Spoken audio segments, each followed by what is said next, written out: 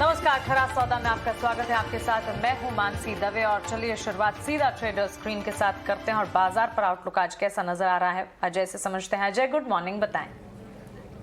Good morning Mansi. Clearly हमने कल last hour trade में अपने व्यूअर्स के लिए ये बात खास तौर पे रखी थी टेबल पे कि 17,000 के आसपास 4 बार निफ्टी सपोर्ट लेके रिबाउंड कर चुका है और आज सुबह भी अगर आप ट्रेडर स्क्रीन को देखें तो काफ़ी पॉजिटिव नज़र आ रहा है। ग्लोबल क्यूज़ पॉजिटिव है, क्रूड नीचे आ गया है, काफ़ी 7-8-10% का ओवरनाइट फॉल है जो कि भारत के लिए बहुत अच्छा होता है।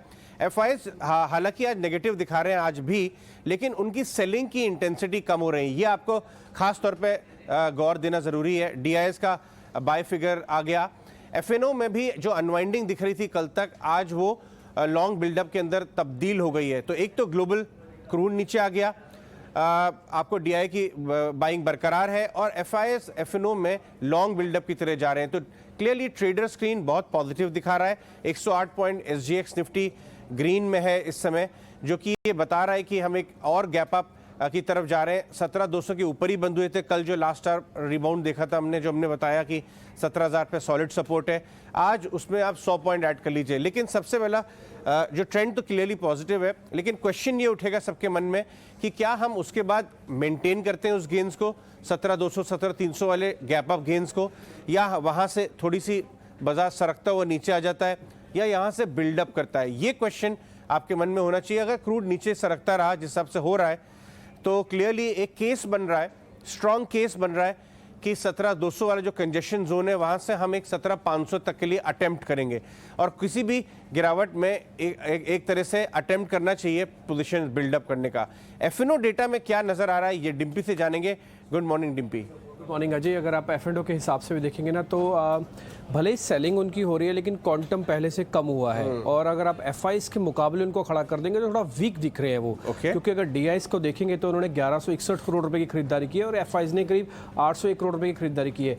इंपॉर्टेंट ये है स्टॉक फ्यूचर, स्टॉक्स ऑप्शंस, इसके अलावा इंडेक्स ऑप्शंस, इंडेक्स के फ्यूचर सब में बाइंग है। तो ये बहुत इंपॉर्टेंट चीज होती है कि आपके इंडेक्स ऑप्शंस और स्टॉक्स फ्यूचर्स के अंदर एक साथ बाइंग लगातार बाइंग आ जाए और एक साथ बाइंग आ जाए। नहीं तो होता क्या, हेजिंग इस्तेमाल होती है, उसमें इंडेक्स खरीदे जाते हैं, स्टॉक्स बेचे जाते हैं, स्टॉक्स खरीदे जाएंगे, इंडेक्स बेचा जाएगा। लेकिन कल ऐसा हुआ है कि कल इंडेक्स भी खरीदा गया, स्टॉक्स भी खरीदा गया। सिर्फ एफआईएस की नेट में 801 करोड़ रुपए की कैश सेगमेंट में बिकवाली है और एफआईएस टिपिकली कैश में बिकवाली इसलिए भी कर रहे हैं क्योंकि उनका पुराना खरीदा हुआ है और फ्यूचर्स में वो पोजीशंस को कन्वर्ट कर रहे हैं। खैर, इस पे मैं थोड़ा और आगे बढ़ता हूं।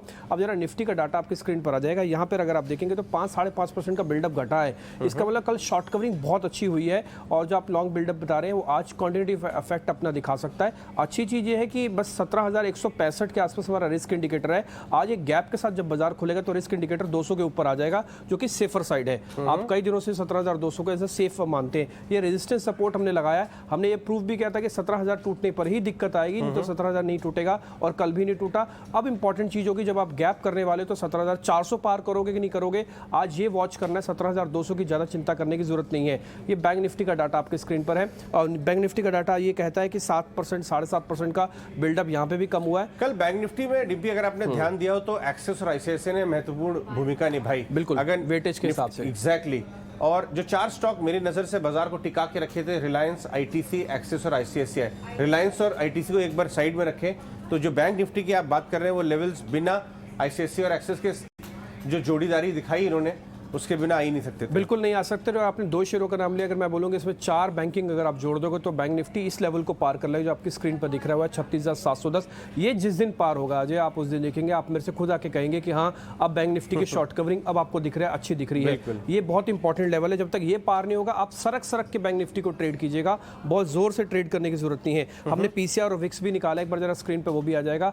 भले बैंक निफ्टी कल बहुत अच्छा चला लेकिन उसका अभी भी 1% के पार नहीं हुआ है और ना ही निफ्टी पार हुआ है। विक्स थोड़ा घट गया, 22-22.5 का है, तो वॉलेटिलिटी रेंज में रहेगी। कंफर्टेबल डेटा है एक्चुअली। ग्लोबली भी वॉलेटिलिटी का जो इंडिकेटर है सीबीओई वो भी नीचे आया, इंडिया विक्स भी नीचे आया है और निफ्टी बैंक निफ्टी दोनों के पीसीआर 1 के नीचे। तो इस समय बुल्स को स्ट्रेंथ देगा ये डेटा, ऑफ कोर्स ये स्ट्रेंथ देगा। और हालांकि एफ&ओ में जो बैन शेयर्स हैं वो थोड़ा कम हो गए हैं, सिर्फ 3 ही बैन शेयर रह गए, सन टीवी, पीवीआर और आइडिया। ज्यादातर निकल चुके क्योंकि सेटलमेंट सामने है, इसलिए वो सब पोजीशंस बिल्कुल। ये मत भूलें जो जितने भी ट्रेडर्स हैं कि एक्सपायरी वीक है, इसमें ट्रैप ना हो जाए आप, अपने क्वांटम को छोटा रखें। Mansi, back to you. आइए जानते हैं अपने टेक्निकल पैनलिस्ट से कि क्या लेवल्स आज वो वॉच आउट कर रहे हैं आज के गैप अप ओपनिंग के बाद। बिल्कुल डिम्पी और जय, बहुत शुक्रिया यहाँ पर एफएनओ के डेटा और साथ ही ट्रेडर स्क्रीन सुबह सुबह सबसे पहले हमें समझाने के लिए। तो क्लियरली बुल्स को सपोर्ट देने वाले संकेत यहाँ पर नजर आ रहे हैं। इसीलिए सबसे पहली चीज जो सुबह हम आपके लिए करते हैं वो है ट्रेडर स्क्रीन और एफएनओ के डेटा आपको दिखाना, ताकि आपको समझ आए कि आज की शुरुआत कैसी होती हुई दिख सकती है, सेटअप मोटे तौर पर कैसा दिख रहा है। चलिए टेक्निकल एनालिस्ट को जुड़ने का समय हो चुका है, एक एक कर उनकी राय बाजार पर क्या है वो भी समझ लेते हैं। हमारे साथ इक्विटी 99 के राहुल शर्मा जुड़ गए हैं, स्वस्तिका इन्वेस्टमार्ट के संतोष मीना जुड़े हैं, kushbohra.com के कुश बोहरा है, और साथ ही हमारे दो और टेक्निकल एक्सपर्ट्स भी थोड़ी देर में हमारे साथ जुड़ेंगे। चलिए इन सभी का स्वागत करते हैं। आप सभी का बहुत स्वागत है 18 हाउस स्वदेश पर। Rahul, good morning. To start with you, यहाँ पर बाजार में जिस तरह के सेंटिमेंट्स हैं, विदेशी बाजार से अच्छे संकेत नजर आ रहे हैं।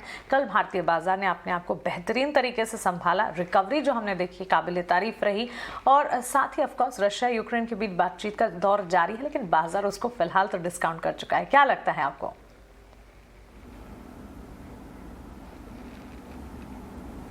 Good morning Mansi and very good morning to everyone on the panel. देखिए डेफिनेटली ग्लोबल मार्केट कह लें या फिर मूड माहौल कह लें, काफ़ी पॉजिटिव नज़र आ रहा है आज मार्केट के लिए।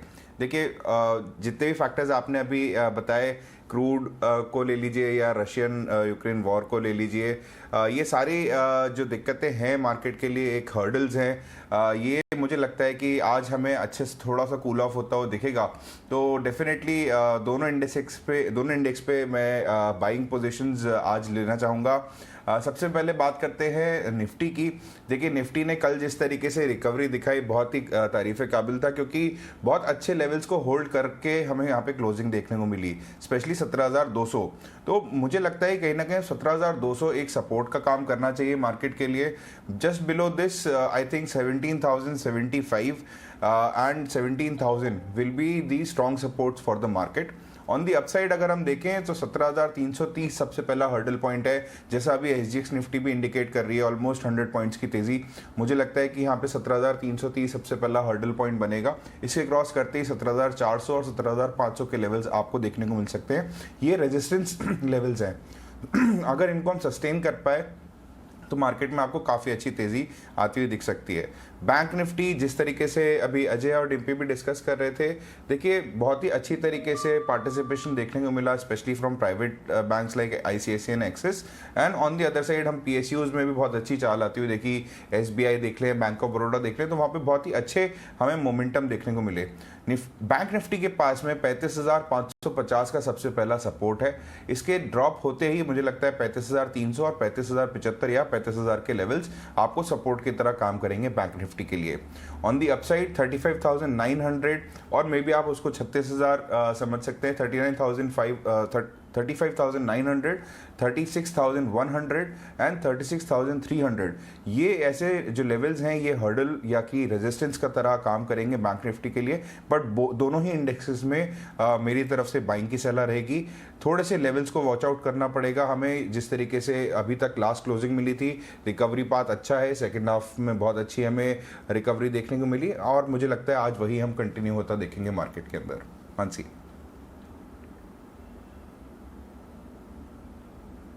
ये राय यहाँ पर इंडेक्सेस पर मिलती हुई हमें दिखी है। इस बीच यहाँ पर देखिए अब हमारे साथ एक और टेक्निकल एक्सपर्ट संतोष भी जुड़े हैं। Santosh, hi, good morning. Of course monthly expiry का हफ्ता है, वॉलेटाइल सेशंस रहने के पूरे आसार हैं, लेकिन आपको आज का दिन कैसा लग रहा है? Good morning Monsy and good morning all of you. मैं आज काफी बुलिश हूँ क्योंकि डेटा मुझे काफी पॉजिटिव साइन दे रहा है। कल पहला फिगर ये है कि कल डीआईएस की बाइंग ने एफआईएस की सेलिंग को ओवरटेक किया। एफआईएस ने कल अपना डेरिवेटिव मार्केट में पूरी तरीके से गियर रिवर्स किया है। उन्होंने इंडेक्स फ्यूचर में शॉर्ट कवर किए, लॉन्ग क्रिएट किए, कॉल में शॉर्ट कवर किए, लॉन्ग क्रिएट किए, पुट राइटिंग देखने को मिली। और एक्सपायरी के पहले इस तरह की पोजीशनिंग इंडिकेट करती है कि एक्सपायरी हायर नोट पर हो सकती है। और एनेक्डोटली ट्यूसडे एक्सपायरी का ट्रेंड सेट करता है, तो आज का दिन एक्सपायरी के लिए ट्रेंड सेट कर सकता है। और मुझे उम्मीद लग रही है कि इस बार जो रेंज में अटका हुआ मार्केट है 17,350 का जो रेजिस्टेंस है वो क्रॉस होता नजर आएगा। जो नेक्स्ट रेजिस्टेंस है 17,440 से 490 दिन 640 तक के टारगेट देखने को मिल सकते हैं। और नीचे की ओर 17,200 इमीडिएट सपोर्ट का काम करेगा, जबकि 17,000 मेजर सपोर्ट बन गया है। बैंक निफ्टी की बात करें तो बैंक निफ्टी ने अपने 35,000 के लेवल को बहुत अच्छे से रिस्पेक्ट किया है। इमीडिएटली 36,100 के आसपास एक रेजिस्टेंस है। इसके बाद जो 36,700 से 37,000 वो क्रिटिकल रेजिस्टेंस जो है उसके ऊपर एक बड़ी शॉर्ट कवरिंग रैली देखने को मिलेगी। सो मुझे मेरा मार्केट पे व्यू बुलिश है और हिस्टोरिकली अप्रैल का महीना आने वाला महीना जो है historically one of the best month माना जाता है इक्विटी मार्केट के लिए, not only in India, global markets में भी पिछले 100 साल का डेटा देखे तो यूएस मार्केट में अप्रैल में सबसे अच्छा परफॉर्म किया है। इंडिया की भी बात करें तो पिछले 15 साल में 10 बार निफ्टी पॉजिटिव नोट पर बंद हुआ है और ऑन एन एवरेज 3.5% का रिटर्न दिया है। लेकिन जो रियल तेजी देखने को मिलती है वो होती है मिड कैप और स्मॉल कैप में, क्योंकि mid cap Nifty mid cap index 15 में से 12 बार पॉजिटिव नोट पर बंद हुआ है अप्रैल में और ऑन एवरेज इसने 5% का रिटर्न दिया है। और बीएससी स्मॉल कैप 15 में से 14 बार पॉजिटिव नोट पर बंद हुआ है और इसने ऑन एन एवरेज 7% का रिटर्न दिया है। और banking index one of the best performing index होता है। तो मेरा व्यू काफी बुलिश है इस एक्सपायरी के लिए भी और अप्रैल मंथ के लिए भी। दोस्तों कह रहे हैं वो काफी बुलिश हैं। अब जरा खुश से भी समझ लेते हैं उनका व्यू पॉइंट क्या है। खुश, बहुत बहुत शुक्रिया, थैंक यू वेरी मच आज समय देने के लिए। गुड मॉर्निंग, आपका व्यू पॉइंट क्या है निफ्टी पर? एक वॉलेटिलिटी के एंगल से इस पे आना चाहूंगा। 30 प्लस की वॉलेटिलिटी हम काफी समय से देख रहे थे। अब वॉलेटिलिटी कूल ऑफ होने के लिए मार्केट्स का ऊपर जाना जरूरी था, तो कहीं ना कहीं हम वही देख रहे हैं। अब 22 की वॉलेटिलिटी है, by no stretch of imagination 22 is low volatility, but it's like the new normal. तो उस हिसाब से मार्केट्स में हम एक जरा सी तेजी देख रहे हैं। लेकिन अगर हम जरा ब्रॉड व्यू लें तो 16,800 और 17,800 पे हमने बहुत टाइम स्पेंड किया है लास्ट 6 महीनों में। वो रेंज अब जरा श्रिंक होकर 17,000 टू 17,500 आ गई है। संकेत हैं कि मार्केट यहां से ऊपर जाएंगे, बट जब तक मार्केट 17,500 के ऊपर कन्विंसिंगली क्लोज नहीं देते तब तक मैं कहूंगा कि ट्रेडर्स को इस रेंज में ही प्ले करना चाहिए, buy at the lower end and sell at the higher end. That said 17,200 पे जो हमने कंजेशन देखा है, जिसकी आप भी बात कर रहे थे कॉल पुट डेटा में जो हम देख रहे हैं बेस बनते हुए, that will act as the pivot level. तो अगर हम उसके प्रीमियम्स को ऐड करें तो 17,450 और नीचे में 16,950 और 17,000 के जो लेवल्स हैं ना, ये निफ्टी का रेंज बन रहे हैं। तो फिलहाल आज के लिए यही सलाह रहेगी कि निफ्टी को बाय करिए 17,400 17,450 के टारगेट्स के लिए with a stop loss of 17,200। Bank Nifty however थोड़ा सा इंडिकेशन तो इसमें भी बुलिश है, लेकिन ये हम जानते हैं बहुत ही स्ट्रॉन्ग कोरिलेशन है एफआईआईस की बाइंग के साथ। अब वो नंबर जरा मिक्स आ रहे हैं, but the good thing is कि कंसिस्टेंटली जो सेलिंग हो रही थी ना वो थम गई है। कुछ दिनों पे हम बाइंग फिगर्स भी देख रहे हैं, तो that's a very encouraging sign. 35,500 का एक बेस बना के बैंक निफ्टी उसी के आसपास ट्रेड कर सकता है कुछ समय के लिए। ब्रॉड रेंज बैंक निफ्टी पे होगा 36,400 और नीचे की तरफ 35,000 का। आज के लिए बैंक निफ्टी पे कॉल रहेगा buy with a target of 36,000 and a stop loss of 35,500। Technical expert से हम लगातार उनके स्ट्रैटेजी ले रहे हैं, लेकिन अजय, निफ्टी पर कल ही से इनफैक्ट हम इंडिकेट कर रहे हैं और इंडिकेशन जो है हम लिटरली 22 मार्च से बता रहे हैं 17,000 एक बड़ा सपोर्ट उसके ऊपर इंटैक्ट रहता हुआ दिख रहा है।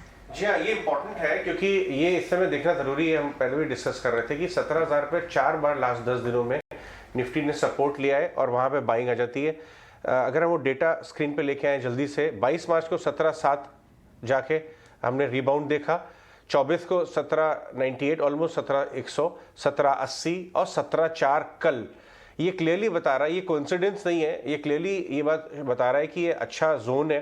ये 17,000 17,400 वाला जो कंजेशन जोन है जहाँ पे वीकनेस आ जाती है, वो जैसे ही 17 की तरफ जाता है तो वहाँ पे बाइंग आती है। ये देखिए, ये चार्ट आ गया और ये डिम्पी ने बनाया चार्ट, आपको दिख रही है हरी हरी बड़ी बड़ी कैंडल्स। ये वो जोन है जहां पे 17,000 पे जाके बाजार रिबाउंड करता है। इनफैक्ट मैं अपने तीनों पैनलिस्ट से एक क्विक रिएक्शन लेना चाहूँगा और इसका इंटरप्रिटेशन क्या देखते हैं वो। कुछ आपसे स्टार्ट करूँगा। ये जो 17,000 पे जो स्ट्रॉन्ग सपोर्ट नज़र आ रहा है लास्ट 10 दिन से 4 बार हो चुका है ये, और हर बार यहाँ से जो रिबाउंड आता है कुछ ये दर्शाता है कि ये सपोर्ट और स्ट्रॉन्गर होता जा रहा है। आपकी क्या राय है? जी हाँ, देखिए आप सही कह रहे हैं, और जैसा मैंने अभी थोड़ी देर पहले भी कहा कि हम निफ्टी का रेंज श्रिंक होते हुए देख रहे हैं। तो 17,000 और 17,500 जो है वो एक निफ्टी का रेंज बन जाएगा। देखिए, we are not out of the woods yet, मतलब क्रूड नीचे आया है बट अभी भी हाई लेवल्स पे है, रशिया यूक्रेन से क्लैरिटी नहीं आ रही है। तो ये एक ये कुछ फैक्टर्स हैं जो एक्ट करेंगे as a selling pressure also on the higher side. तो 17,000 17,500 की रेंज होगी। Buy at the lower end, sell at the higher end would be a prudent strategy. कुछ हमारे साथ बने रहिए। इनफैक्ट निकुंज डालमिया हमारे मैनेजिंग एडिटर भी जुड़ रहे हैं इसी कॉन्वर्सेशन में। गुड मॉर्निंग निकुंज। निकुंज, अभी हम अपने पैनलिस्ट से ये बात कर रहे थे कि लास्ट 10 दिनों में 4 बार निफ्टी 17,000 पे आके रिबाउंड किया है। अच्छा 100-150 पॉइंट का रिबाउंड आया है। कल लास्ट आवर ट्रेड में भी यही पैटर्न रिपीट होता हुआ नजर आया और अब इसको बूस्ट मिलेगा ओवरनाइट क्रूड के और नीचे सरकने का। आप किस लेवल्स को देख रहे हैं और आप कौन से फैक्टर्स पे नजर बनाए हैं आज सुबह? अच्छा, देखिए, एक बात तो साफ दिख रही है कि जो मार्केट के अंदर जो माहौल था कि भाई हम 16,000 के नीचे जाएंगे, 15,500 तक जाएंगे, वो जो गिरने वाली ट्रेड थी वो रिवर्स हो चुकी है।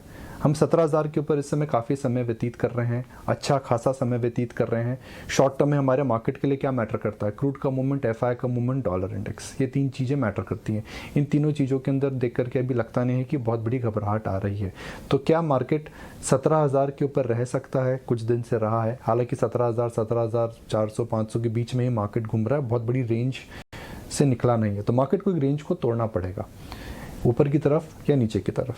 चांसेस हैं कि ऊपर की तरफ तोड़ने का स्कोप ज़्यादा है, बिकॉज आपको अचानक क्रूड की वजह से एक टेलविंड मिल रही है, एफआई की फ्लोज को लेकर के टेलविंड मिल रही है, ओपन अप ट्रेड जिस समय दोबारा चल रहे हैं, मैक्रो को लेकर के जो इतनी ज़बरदस्त कंसर्न्स आई थी कि भाई तेल प्राइसेस को क्या होगा, एनर्जी प्राइसेस को क्या होगा, युद्ध को लेकर के क्या होगा, मुझे लगता है कि उन चीज़ों को लेकर के शेयर बाज़ार एक समय संभल चुका है। तो ट्रेड जो है अजय, ये है कि भाई क्या मार्केट 17,000 के ऊपर जाकर के अपर एंड ऑफ द रेंज को टेस्ट कर करके उसको पार करेगा और एक नए हाई की तरफ जाएगा, या फिर एक पुराने हाई को टेस्ट कर करके वापस नीचे आएगा। लेकिन सर, गुड मॉर्निंग। सब चीज़ें इस समय काफ़ी हद तक, जैसे आप भी बता रहे हैं कि क्रूड के ऊपर काफ़ी हद तक डिपेंडेंस है इंडिया की, ये क्रूड का आउटलुक क्या है आपका? डिम्पी, देखिए, क्रूड इस समय स्मॉल कैप स्टॉक के जैसे ट्रेड कर रहा है। एक महीने में क्रूड $95 से लेकर के $130 तक गया, $130 को लेकर के फिर 90 के, फिर 100 के नीचे आया, फिर 120 गया और फिर 110 पर ट्रेड कर रहा है। तो ये सिक्का उछालने वाली बात है डिम्पी। अगर आपके पास सिक्का है तो उछालिए। Heads 100, tales 125।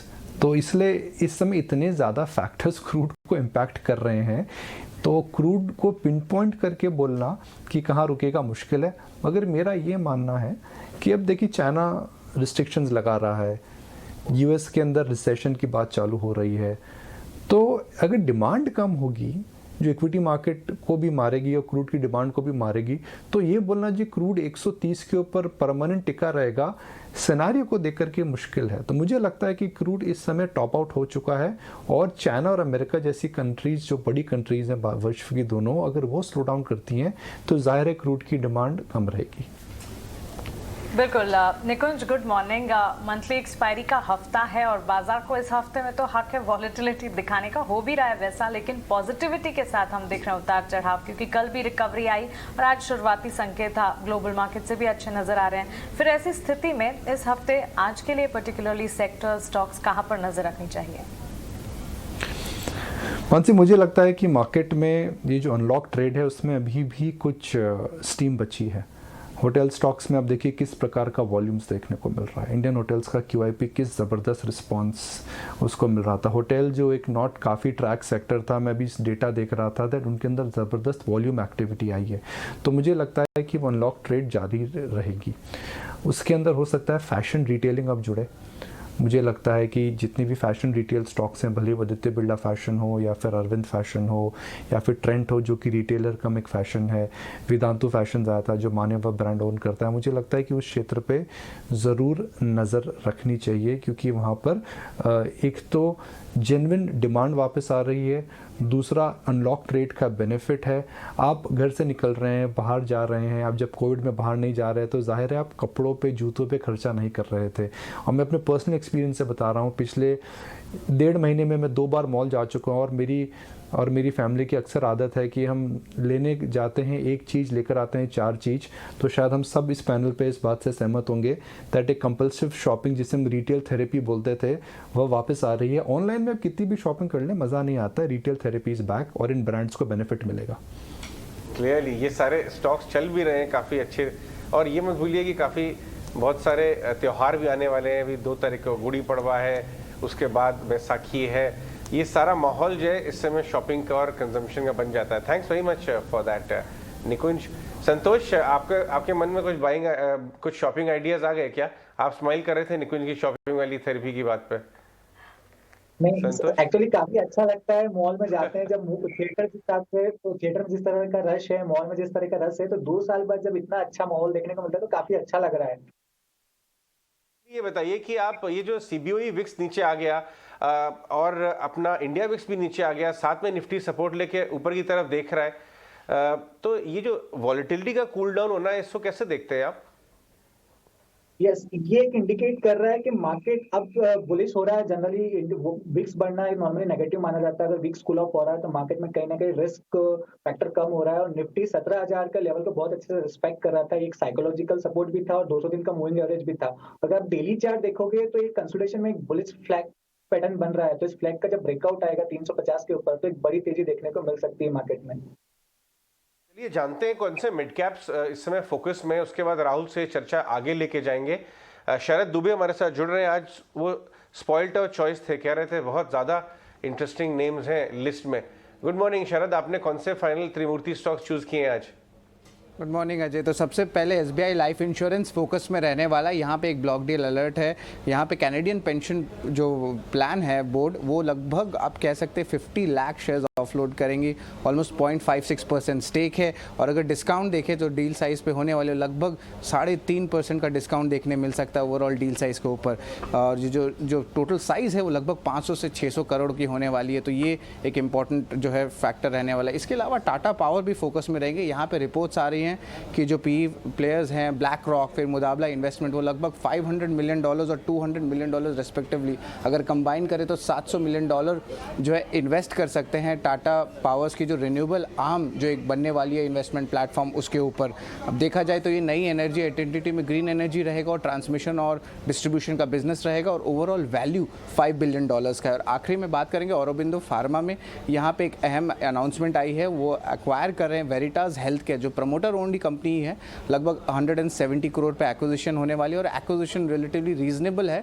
ऑलमोस्ट 1 टाइम से उनके जो रेवेन्यूज़ है 9 मंथ FY22 को उसके लिए, और जो इंडस्ट्री के जो एक्विजिशंस होते हैं वो लगभग 3 से 4 गुना रेवेन्यू के होते हैं। तो ओवरऑल जो है फॉरेन ब्रोकरेजेस ने भी अपग्रेड किया है इसको। शुक्रिया ये सारे के सारे त्रिमूर्ति शेयर्स हमें बताने के लिए। तो 3 जूसी स्टॉक्स जो कि आज फोकस में रहेंगे। कई सारे और भी खबरों वाले शेयर्स हैं जो थोड़ी देर में हम आप तक पहुंचाएंगे। लेकिन इस बीच औरोबिंदो फार्मा, राहुल इस बार एक बार फार्मा स्पेस को आप टच कीजिए और बताएं पर्टिकुलरली फार्मा इंडेक्स पर जिस तरह से कल हमने कमजोरी देखी।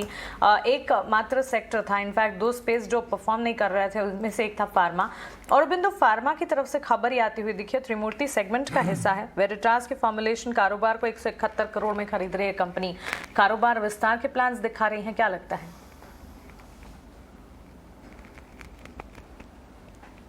नहीं, डेफिनेटली मानसी। और देखिए अगर आप चार्ट्स भी इनफैक्ट देखेंगे, आपने यहाँ पे आप नोटिस करेंगे ऑन डेली चार्ट्स कि स्टॉक एक अच्छी रिकवरी मोड में था, बट लास्ट 2 सेशन से थोड़ा सा यहाँ पे कूल ऑफ होता हुआ दिखा है या फिर एक प्रॉफिट बुकिंग आती हुई दिखी है।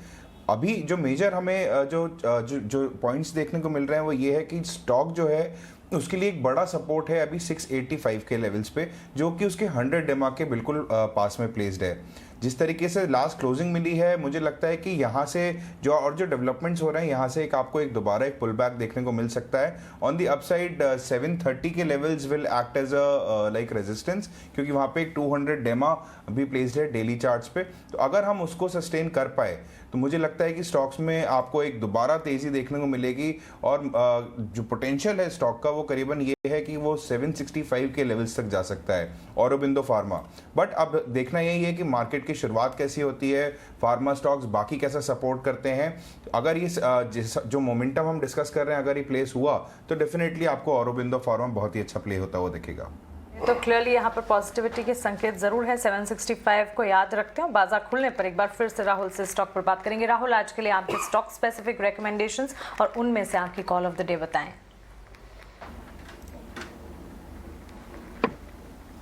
जी बिल्कुल मानसी, देखिए कल हमने देखा कि बहुत सारे होटल स्टॉक्स बहुत ही अच्छा परफॉर्म कर रहे थे, मैंने भी बहुत सारे स्टॉक्स रिकमेंड किए थे। आज मैं थोड़ा सा 3 अलग अलग सेक्टर से स्टॉक्स डिस्कस करना चाहूँगा। देखिए सबसे पहला तो फर्टिलाइजर्स स्पेस में हमने लगातार तेज़ी देखने को मिली है और मुझे लगता है कि ये मोमेंटम कंटिन्यूड रहेगा। स्टॉक का नाम है GSFC, जो गुजरात स्टेट फर्टिलाइजर है। हमने इसको पहले भी मानसी रेकमेंड किया हुआ है, पहले भी कई बार डिस्कस किया हुआ है। स्टॉक जो है वो कंटिन्यूसली हमारे रेडार में रहता है और जिस तरीके से इसने परफॉर्मेंस दिखाई है, मतलब हम 15 मार्च को तकरीबन हम इसके 138-140 के लेवल्स पे डिस्कशन कर रहे थे और वहाँ से हम टारगेट प्राइस इसका एक्सपेक्ट कर रहे थे कि 150 तक स्टॉक जाएगा, जो कि अब इसने बहुत ही डिसेंटली सस्टेन किया है हायर लेवल्स पे। और जिस तरीके से फर्टिलाइजर स्टॉक्स अभी भी फोकस में चल रहे हैं, मुझे लगता है कि ये जो बिगर रन है ये आपको और कंटिन्यूड होता दिखेगा। स्टॉक टेक्निकल चार्ट्स पे बुल ट्रेंड पे है और लास्ट सेशन में जिस तरीके की बिग वाइट कैंडल हमें देखने को मिली है, उसने अपनी हाईएस्ट एवर क्लोजिंग दी है मानसी GSFC के स्टॉक के अंदर, जो कि 52 वीक फ्रेश हाई भी हमें देखने को मिला है। और मुझे लगता है कि ये जो मोमेंटम इस स्टॉक के अंदर बना हुआ है ये और ज़्यादा प्ले होता हुआ दिखेगा, जहाँ पे टारगेट लेवल्स जो मैंने रखे हैं GSFC के वो करीबन 165 के, और अगर यहाँ पे अगर कोई ट्रेड लेना चाह रहा है तो उसके लिए 150, जो कि बहुत ही नज़दीकी लेवल है, उसको मैंने as a stop loss place किया है GSFC के लिए। सेकेंड सिलेक्शन मेरा है ऑल कार्गो लॉजिस्टिक्स। देखिए यहाँ पे जिस तरीके से अनलॉक 3 प्ले हो रही है, उसी तरीके से आपको लॉजिस्टिक्स में भी काफ़ी अच्छी बढ़त आती हुई दिखेगी। ये जो कंपनी है ऑल कार्गो, वो एक लीडिंग मल्टीनेशनल कंपनी है, जिस तरीके से अपने ये बिजनेस में बहुत ही गहरी तरीके से इन्वॉल्व है, बहुत ही वेल नोन कंपनी है अपने सेक्टर की और टेक्निकली बहुत ही शानदार स्ट्रक्चर लग रहा है। डेली चार्ट्स पे एक अपवर्ड राइजिंग चैनल का फॉर्मेशन हुआ है, जो कि लास्ट सेशन में हमने उसमें देखा कि वहाँ पे एक ब्रेकआउट भी नजर आया। सेटअप बहुत स्ट्रांग है। टारगेट लेवल्स ऑल कार्गो के लिए रहेंगे 360 रुपए के और स्टॉप लॉस प्लेस करना होगा 337 पे। थर्ड सिलेक्शन मेरा है मोतीलाल ओसवाल। देखिए ये बिजनेस और एक कंपनी दोनों ही बहुत जानी मानी है, बहुत ही अच्छा मार्केट प्रेजेंस रखती है और जिस तरीके से अब हम नए ट्रेडर्स और इन्वेस्टर्स को मार्केट के अंदर शामिल होता हुआ देख रहे हैं, ये इस कंपनी के लिए काफ़ी ज़्यादा फायदेमंद साबित होगा और आगे आने वाले नंबर्स में हम ये चीज़ आती हुई देखेंगे। टेक्निकल सेटअप बहुत अच्छा है मोतीलाल ओसवाल का।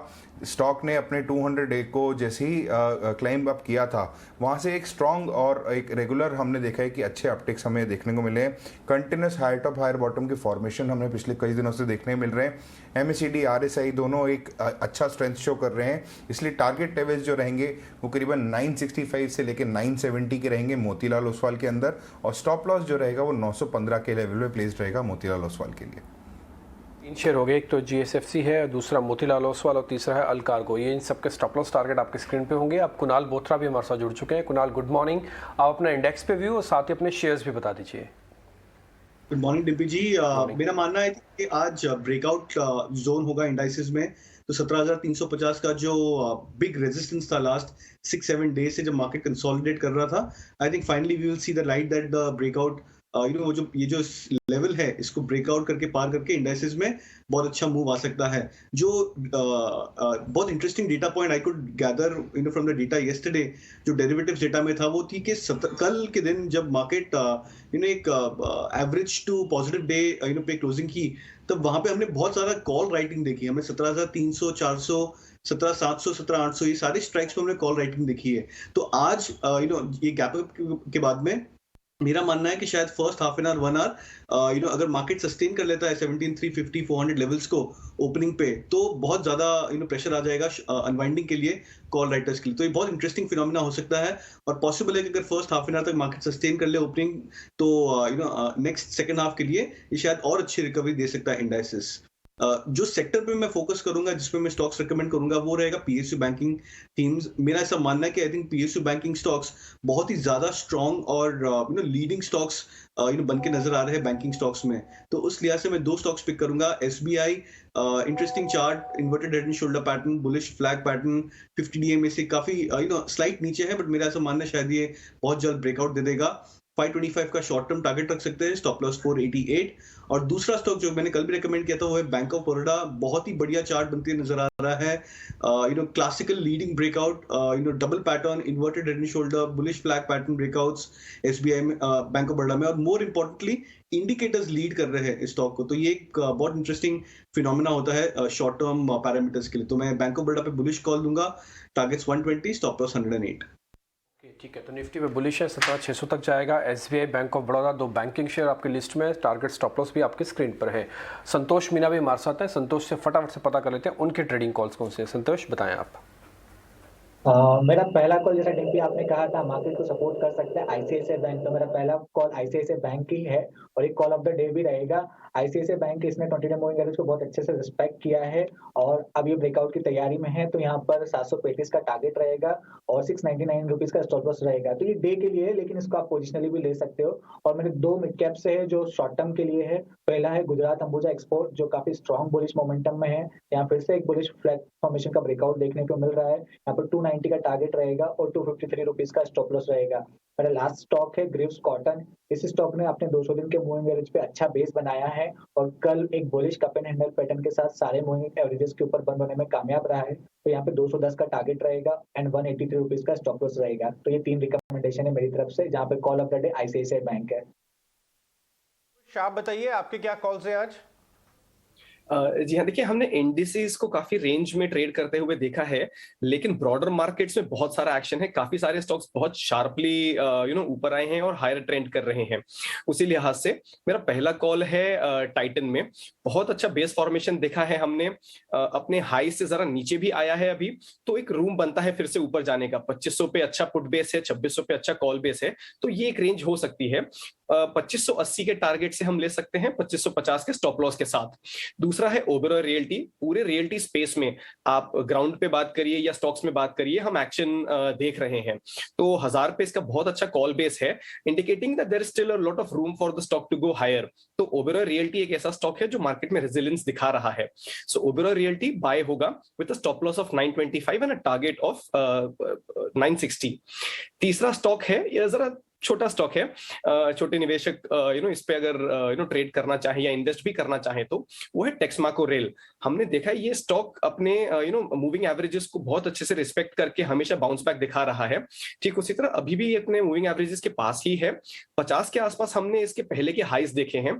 जिस तरीके का करंट मोमेंटम है, ये स्टॉक फिर से वो लेवल्स को रिटेस्ट कर सकता है।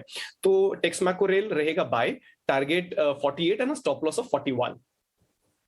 ओके, राहुल और कुश से मैं जानना चाहूंगी कि उनकी कॉल ऑफ द डे कौन सी हैं, क्योंकि संतोष ने बताई आईसीआईसीआई बैंक। राहुल, आपकी call of the day quickly बता दीजिए।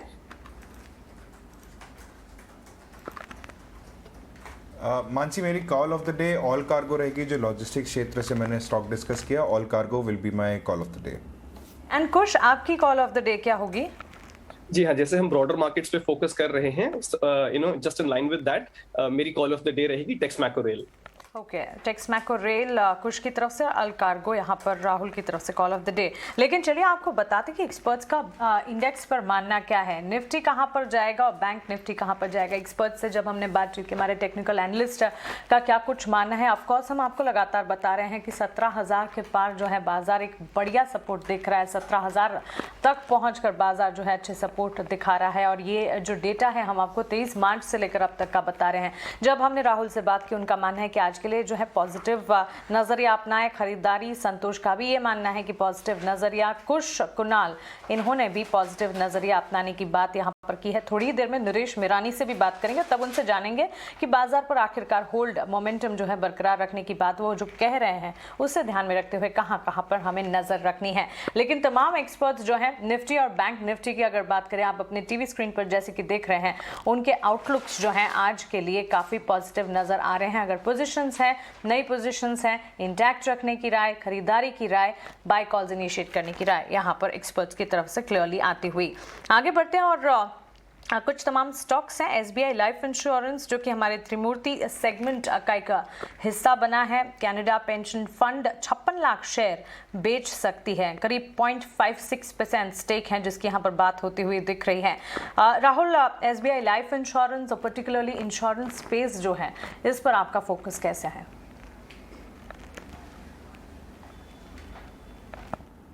देखिए फोकस तो काफ़ी है इंश्योरेंस पे इस पे क्योंकि बहुत अच्छे मूव्स हमें आते हुए दिखे हैं। ऑल्दो अगर स्पेसिफिकली एसबीआई लाइफ की बात करें तो मानसी यहाँ पे पिछले 3-4 सेशन से हमने एक रेजिस्टेंस देखा है। स्टॉक ने अपने 200 डेमा को जहाँ पे ब्रीच करने की कोशिश करी थी, वहीं से उसने एक रिवर्सल देखा। एक शॉर्ट रिवर्सल है जहाँ पे हमें या तो प्रॉफिट बुकिंग आप इसको बोल सकते हैं, या फिर मार्केट की जो वॉलिटिलिटी है उसकी चिंताओं के चलते एसबीआई लाइफ के अंदर ये आपको एक गिरावट देखने को मिली। अब जिन लेवल्स पे हमें लास्ट क्लोजिंग मिली है उसके हिसाब से देखने के अगर लगता है कि 1050 एक इम्पॉर्टेंट सपोर्ट लाइन है एसबीआई लाइफ के लिए, इसको सस्टेन करना इम्पॉर्टेंट है, वरना गिरावट यहाँ पे और ज़्यादा बढ़ सकती है। और ऑन दी अपसाइड डेफिनेटली 200 डेमा एक इमीडिएट रेजिस्टेंस है जो कि 1110 के लेवल्स पे प्लेस्ड है।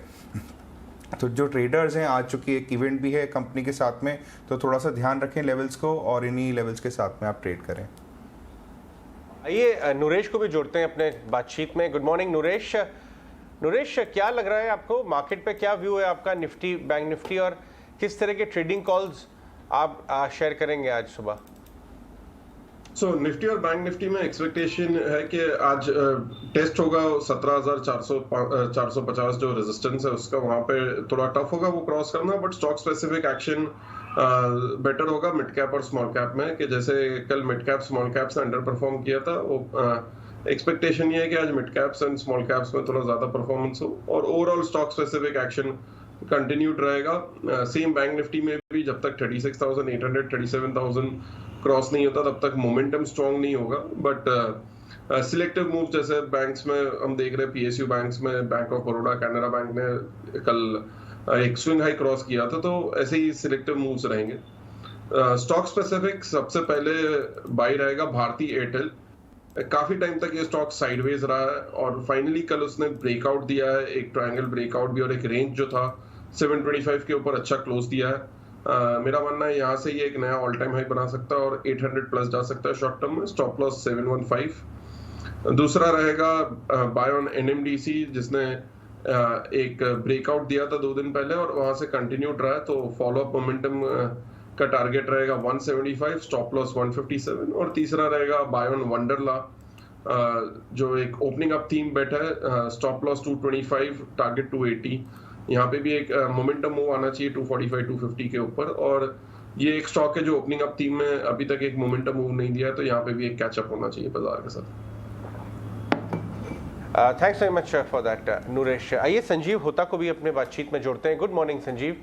संजीव, सबसे पहले मैं आपसे जानना चाहूँगा, जो टाटा पावर की न्यूज़ आई है कि top global sovereign wealth funds इनकी न्यू एनर्जी यूनिट में स्टेक लेना चाहते हैं। टाटा पावर एक आउट परफॉर्मिंग स्टॉक रहा है लास्ट 2 महीने में। अगर आप देखिए तो टाटा पावर 240-250 के जोन में आ गया, जो कि ये 180-220 तोड़ नहीं पा रहा था, और इसमें बड़ा ट्रिगर है इनका value unlocking new energy unit में।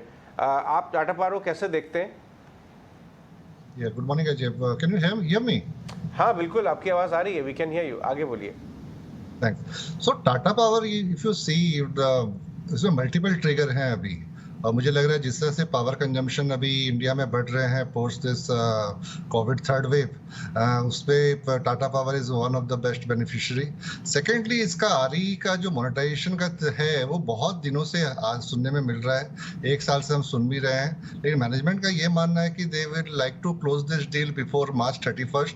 और आज का भी जो न्यूज़ आ रहा है, लग रहा है कि इस बार डील हो जाना चाहिए, तो वो एक ट्रिगर होगा टाटा पावर के लिए। Apart from that, I believe कि इनका जो कैपिटल एलोकेशन पॉलिसी आगे जाके, जो कि स्टेट में थोड़ा फियर था कि it was going more towards the coal sector, so वो मुझे लग रहा है कि अभी रेगुलेटेड सेक्टर में इनका जो कैपिटल एलोकेशन पॉलिसी है, मेजरली जो आगे जाके capital allocation towards regulated business में होगा और आरई बिजनेस में होगा, वो बहुत बड़ा पॉजिटिव है।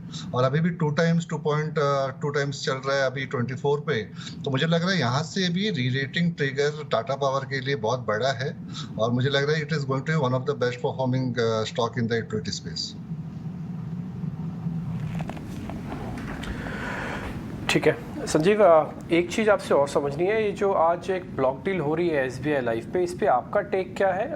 हालांकि भाव बहुत ज़्यादा करेक्ट होकर नहीं आएगा, डिस्काउंट जो बहुत ज़्यादा नहीं है डील का, वो 1039 है और आज प्रिवेलिंग है 1077, लेकिन फिर भी ये ब्लॉक का बेचना और बैक टू बैक बेचना, ये इंडिकेट क्या कर रहा है?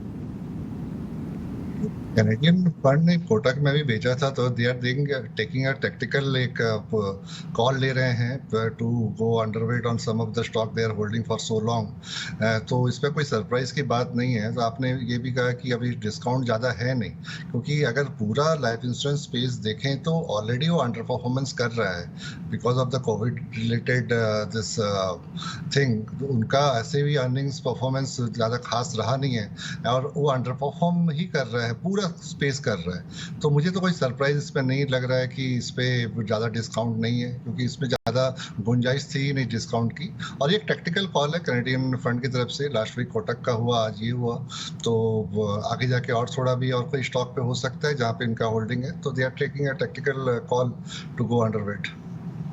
ठीक है, तो ये अब SBI लाइफ पे अगर आज पहले एक बार आपको झटका लगता हो दिखे, तो आप कोई भी सौदा अभी ना लें, एक बार पहले थोड़ा सेटल हो जाने दें 10-15 मिनट, उसके बाद फिर देखते हैं क्या होता है इसके अंदर। लेकिन कौन किससे मिल रहा है और क्या बात हो सकती है, ये बताने के लिए सौमित हमारे साथ जुड़ चुके हैं।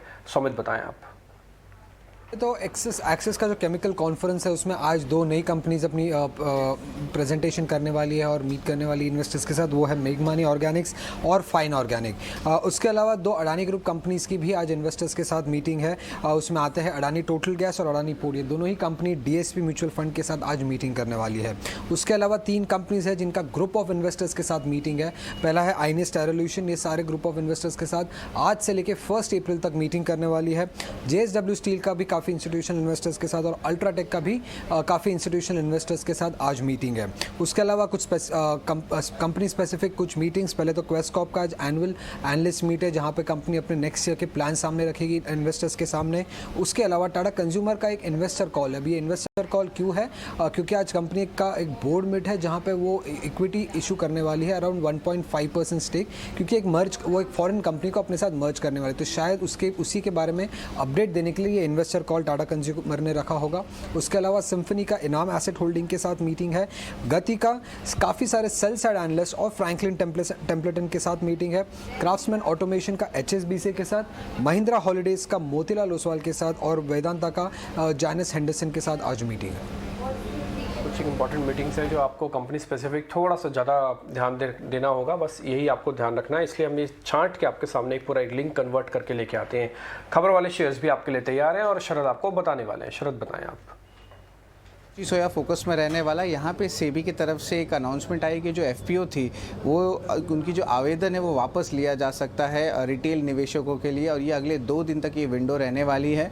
जो खबर आ रही थी कि जो सर्टन बल्क SMSs है वो जो है ओवरऑल सर्कुलेट किया जा रहा था सब्सक्रिप्शन के लिए, और वो देखा जाए तो फाइनल सब्सक्रिप्शन आंकड़े जो ऑलमोस्ट 3.8 टाइम सब्सक्राइब हुए हैं, 95% टाइम जो है रिटेल का सब्सक्रिप्शन भरा है। इसके अलावा ONGC भी फोकस में रहने वाला है।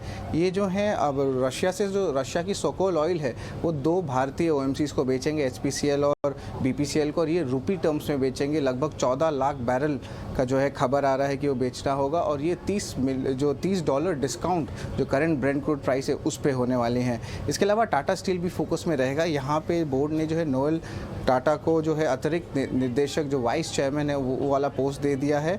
और इसके अलावा पावर ग्रिड फोकस में रहने वाला है। यहाँ पे 5 प्रोजेक्ट्स का लगभग 821 करोड़ रुपीस का इन्वेस्टमेंट्स का मंजूरी मिल चुका है बोर्ड के हिसाब से। और आखिर में JNK बैंक भी फोकस में रहने वाला है। इनका QIP जो है खुल चुका है। फ्लोर प्राइस देखा जाए तो लगभग 34 रुपीज़ 41 पैसे पर शेयर पे है, और बैंक जो है अप्रूवल दे दिया लगभग 1000 करोड़ रुपए जुटाने का। शरद, शुक्रिया ये सारी की सारी खबरें हमें बताने के लिए। तो ये हैं खबरों वाले शेयर्स और इनके दम पर आज इन स्टॉक्स में एक्शन देखने को मिल सकता है। जम्मू एंड कश्मीर बैंक कुछ एक बार इस स्टॉक को देखिए, और QIP से जुड़ी खबर है जिसके चलते फोकस में है। फ्लोर प्राइस 34 रुपये 41 पैसे प्रति शेयर का है। आज से QIP खुलने वाला है और QIP के जरिए 1000 करोड़ जुटाने की योजना कंपनी बनाकर चल रही है। टेक्निकली आपको ये कैसा लगता है? देखिए, टेक्निकली काफी वीक है और इसमें जो हम फॉल देखते आए हैं वो पिछले 6-7 महीने से चलते आ रहा है। एक अटेम्प्ट था एट बाउंस, बट वो भी बहुत ही शार्पली सोल्ड सेल ऑफ हुआ है उसके बाउंस पे भी। तो कहीं भी कोई पॉजिटिव इंडिकेशन नहीं है, एक रेंज में टाइम स्पेंड कर रहा है, but that too with slight negativity. तो irrespective of the QIP news, technically सुझाव रहेगा कि इस स्टॉक को अवॉइड किया जाए तो बेटर है। इस क्षेत्र में बहुत सी अच्छी और स्टॉक्स हैं जिन्हें बाय किया जा सकता है। कौन से वो शेयर्स हैं इन्हीं क्षेत्र में जिस पर आपकी राय होगी, और JNK बैंक पर अगर किन्हीं की एग्जिस्टिंग पोजीशन है उन्हें क्या राय देंगे आप? अगर किसी की एग्जिस्टिंग पोजीशन है तो मेरी सलाह रहेगी कि JNK बैंक से एग्जिट कर जाइए। अगर कोई रिलेटिवली छोटा बैंक देख रहे हैं इन्वेस्ट करने के लिए, तो फेडरल बैंक एक स्टॉक है जिसमें काफी अच्छा मोमेंटम बना है, शार्प रिकवरी भी आई है, और अपने एवरेजेस को होल्ड करके स्टॉक बाउंस बैक कर रहा है। तो अगर किसी को स्विच करना हो तो JNK बैंक से स्विच करके फेडरल बैंक में आ सकते हैं। बट जैसे हमारी अक्सर सलाह रहती है, स्टे विद द लीडर्स। अगर आप बैंकिंग क्षेत्र में ही रहना चाहते हैं तो stay with HDFC, ICICI and SBIs of the world. Well, कुछ फंडामेंटल एनालिस्ट का ये मानना है कि जिस तरह JNK भी अपने आप में एक तरह से बॉटमिंग आउट पैटर्न दिखा रहा है, बहुत सारे इन्वेस्टर्स वहाँ जा रहे हैं, पूरा एक बहुत बदलाव आ रहा है वहाँ पे, तो लोगों का ये मानना है कि शायद JNK बैंक भी बॉटम आउट हो रहा है और इसका वर्स्ट है, यहाँ से नया चैप्टर लिखा जाना चाहिए। हालांकि वो फंडामेंटल बात है, उसमें टाइम भी लग सकता है। मैं संजीव के पास वापस जाना चाहूँगा और औरोबिंदो फार्मा के बारे में बात करेंगे। और औरोबिंदो फार्मा में खास बात यह है कि ये 180 करोड़ का जो बाय आउट आया है संजीव, ये नए एरिया ऑफ बिजनेस में है, बहुत छोटा सा है, लेकिन कुछ लोग वापस से ये सवाल उठा रहे हैं कि प्रमोटर कंपनी है जो ये वेरिटास हेल्थ केयर जो ये अक्वायर कर रहे हैं 187 करोड़ में, घरेलू फॉर्मुलेशन की, डोमेस्टिक फॉर्मुलेशन की कंपनी, ये प्रमोटर ड्रिवन ये प्रमोटर की कंपनी है। अगर कंपनी प्रमोटर की पर्सनल कंपनी को बाय आउट करेगी तो क्या ये बेस्ट ऑफ प्रैक्टिसेस होगा, बिजनेस प्रैक्टिसेस? आपकी क्या राय है? बाजार इसे कैसे रीड करेगा? जी अजय, अगर औरोबिंदो का देखें, इससे पहले भी बाजार ने इतना खुश नहीं हुआ था जब इससे पहले उन्होंने कॉर्नर्स को बाय किया था जो कि एनिमल वेट में था, तो वहाँ पे भी 450 करोड़ का जो डील हुआ था, street was not very happy because वहाँ पे भी एक रिलेटेड पार्टी ट्रांजैक्शन ही था। इस बार भी देखें, हालांकि ये तो इनलाइन विद मैनेजमेंट स्ट्रेटेजी है, उनको इंडिया बिजनेस बढ़ाना है, और प्राइमा फेसी जो नंबर्स हैं अपार्ट फ्रॉम द मार्जिन, जो कि मुझे लग रहा है कि जस्ट बिफोर दिस डील उनका 9 मंथ में मार्जिन 9.8% हो गया, लास्ट ईयर 0.4% था, तो वो थोड़ा सा क्लैरिटी लेना पड़ेगा। स्ट्रैटेजी इनलाइन है कि उनको इंडिया बिजनेस बढ़ाना है और इसके लिए एक्वायर कर रहे हैं, लेकिन आप ये तो मानना पड़ेगा कि रिलेटेड पार्टी ट्रांजेक्शन फिर से है, तो we need to take with a pinch of salt, और वी नीड क्लैरिटी कि मैनेजमेंट क्या बोल रहा है इस पे, क्योंकि लास्ट टाइम ऐसा जब हुआ था कॉर्नर्स डील पे तो स्टेट बिल्कुल भी खुश नहीं था। तो this time also we need to get clarity from management की क्या है, क्यों है, why they are only looking for the related party business to acquire. तो ये थोड़ा सा अपने को इनफैक्ट ये कोई रीज़न है कि ये 10-12 टाइम 1 ईयर फॉरवर्ड ट्रेड करता है कंपनी, बाकी सारे कंपनी 25 टाइम प्लस करते हैं, बट 1-2 कंपनीज हैं स्पेस में जो बाजार उनको उतना वैल्यूशन नहीं देता है, शायद कुछ रीज़न इसी तरह की लाइंस में होंगे। लेकिन आगे चलते हैं और पूजा से बात करते हैं कौन सी ब्रोकरेजेस आज सुबह अपने टॉप स्टॉक्स और स्ट्रैटेजी डिस्कस कर रही हैं। देखिए आपके स्क्रीन पे प्री ओपन में ऑलरेडी आपको SBI लाइफ का ब्लॉक होता हुआ नजर आ रहा है। 42 लाख शेयर्स के कई सौदे हुए हैं थोड़े डिस्काउंट पे, लेकिन ये मत भूलिए कि इंश्योरेंस स्टॉक्स 1-1.5 साल की अंडर परफॉर्मेंस से बाहर आ रहे हैं, तो इस समय एक ऑलरेडी बीटन डाउन स्पेस है, वहाँ पे ये ब्लॉक हो रहा है। तो बट एनीवेज आगे चलते हैं, पूजा से जानते हैं कौन सी ब्रोकरेजेस की बातचीत हो रही है आज मॉर्निंग में। गुड मॉर्निंग पूजा। जी गुड मॉर्निंग अजय। शुरुआत मैक्स फाइनेंशियल से करेंगे। CLSA की रिपोर्ट आई है, खरीदारी की राय बरकरार रखे हुए हैं, लक्ष्य 1030 रुपये प्रति शेयर का देख रहे हैं। कुछ चुनौतियों के बावजूद वैल्यूएशंस का यहाँ पर काफ़ी आकर्षक नजर आ रहे हैं और एप ग्रोथ के लिए एक्सिस बैंक पर निर्भरता काफ़ी ज़्यादा बताई जा रही है। चोलामंडलम इन्वेस्टमेंट पर CLSA की रिपोर्ट आई है, डाउनग्रेड कर आउट परफॉर्म की राय दी है, मुनाफे पर अनुमान 1 से 4% बढ़ा दिया है। महंगे वैल्यूएशन और क्रूड कीमतों से तेजी थोड़ी सीमित बता रहे हैं, लेकिन इनका जो कमर्शियल व्हीकल सेगमेंट है वहां से कुछ प्रदर्शन में सुधार देखने को मिल सकता है, तो सपोर्ट वहां से दिखाई देगा। इंडिया मार्ट पर बैंक ऑफ अमेरिका सिक्योरिटीज की रिपोर्ट आई है, अंडर परफॉर्म की राय बरकरार है, लक्ष्य 3,285 रुपए प्रति शेयर का देख रहे हैं। कर्मचारियों पर खर्च से जो चौथी तिमाही के मार्जिन है वो स्थिर रहने की आशंका है। अधिग्रहण रणनीति से लंबी अवधि में कंपनी को फायदा हो सकता है। इसके अलावा औरोबिंदो पर भी इन्होंने रिपोर्ट जारी की है, खरीदारी की राय बरकरार रख रहे हैं, लक्ष्य 845 रुपए प्रति शेयर का देख रहे हैं। इंजेक्टेबल यूनिट में वैल्यू अनलॉकिंग प्रमुख ट्रिगर होगा कंपनी के लिए। घरेलू कारोबार में निवेश से मार्जिन पर थोड़ा बहुत असर देखने की संभावना बताई जा रही है। और आखिर में बात करते हैं कजारिया सिरेमिक्स की। यहाँ पर HSBC ने अपनी रिपोर्ट जारी की है, खरीदारी की राय बरकरार रख रहे हैं, लक्ष्य 1250 रुपए प्रति शेयर का देख रहे हैं। एनर्जी की बढ़ती कीमतें एक बड़ी चुनौती होंगी यहाँ पर कंपनी के लिए, दाम बढ़ाकर बढ़ती लागत का असर कम किया जा सकता है, लेकिन FY 22-24 के लिए मुनाफे का जो अनुमान है वो 4 से 11% घटा दिया है। कुछ एक ब्रोकिंग हाउसेस की रिपोर्ट्स थी जो आपको बता रहे थे कि अलग अलग हाउसेस की रिपोर्ट्स उन स्टॉक्स के बारे में क्या कह रहे हैं। संजीव, आपसे वो शेयर्स चुनने हैं जिस पे आप बहुत ज़्यादा बुलिश हैं या फिर आप बहुत ज़्यादा फोकस्ड हैं कि हाँ ये शेयर्स पे हमको ध्यान रखना है, वो लिस्ट ऑफ स्टॉक्स क्या है आपकी? कि जो अभी का जिस तरह का माहौल चल रहा है और वोलेटिलिटी का है, तो मुझे लग रहा है जो सेक्टर लीडर हैं और जहां पे अर्निंग विजिबिलिटी बहुत स्ट्रांग है वहां पे फोकस करना चाहिए, और कोई भी वीकनेस हो तो वो स्टॉक को अपने को बाय करना चाहिए। तो वो हमारा स्ट्रेटजी रहेगा और एक स्टैगर्ड अप्रोच अपना स्ट्रेटजी रहेगा। तो मुझे इस तरह से बैंकिंग स्पेस में मुझे SBI और ICICI बैंक पसंद है, and in speciality chemical space I still like SRF, और एक स्मॉल कैप में नॉसिल है। मुझे लगता है कि वहाँ पे रिस्क रिवॉर्ड फेवरेबल हो रहा है। रियलिटी स्पेस में मुझे लग रहा है कि DLF और महिंद्रा लाइफ को कोई भी वीकनेस हो यहाँ से तो लेना चाहिए।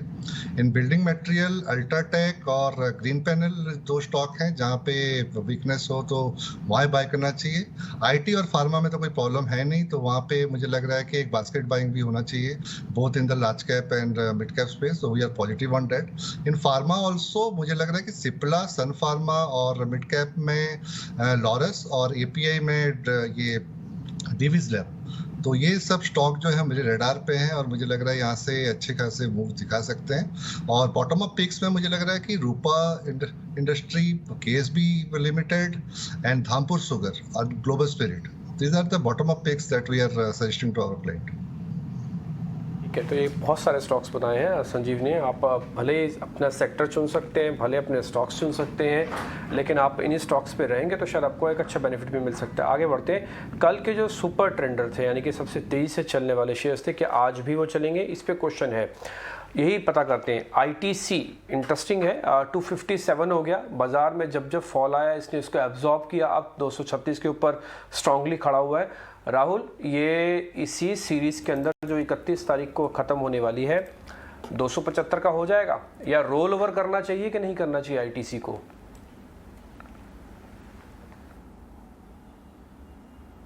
देखिए डिम्पी, जो अभी तक का ट्रेंड है वो बिल्कुल इंटैक्ट है, एकदम स्ट्रेट लाइक एक अपराइजिंग आपको चैनल देखने को मिला है।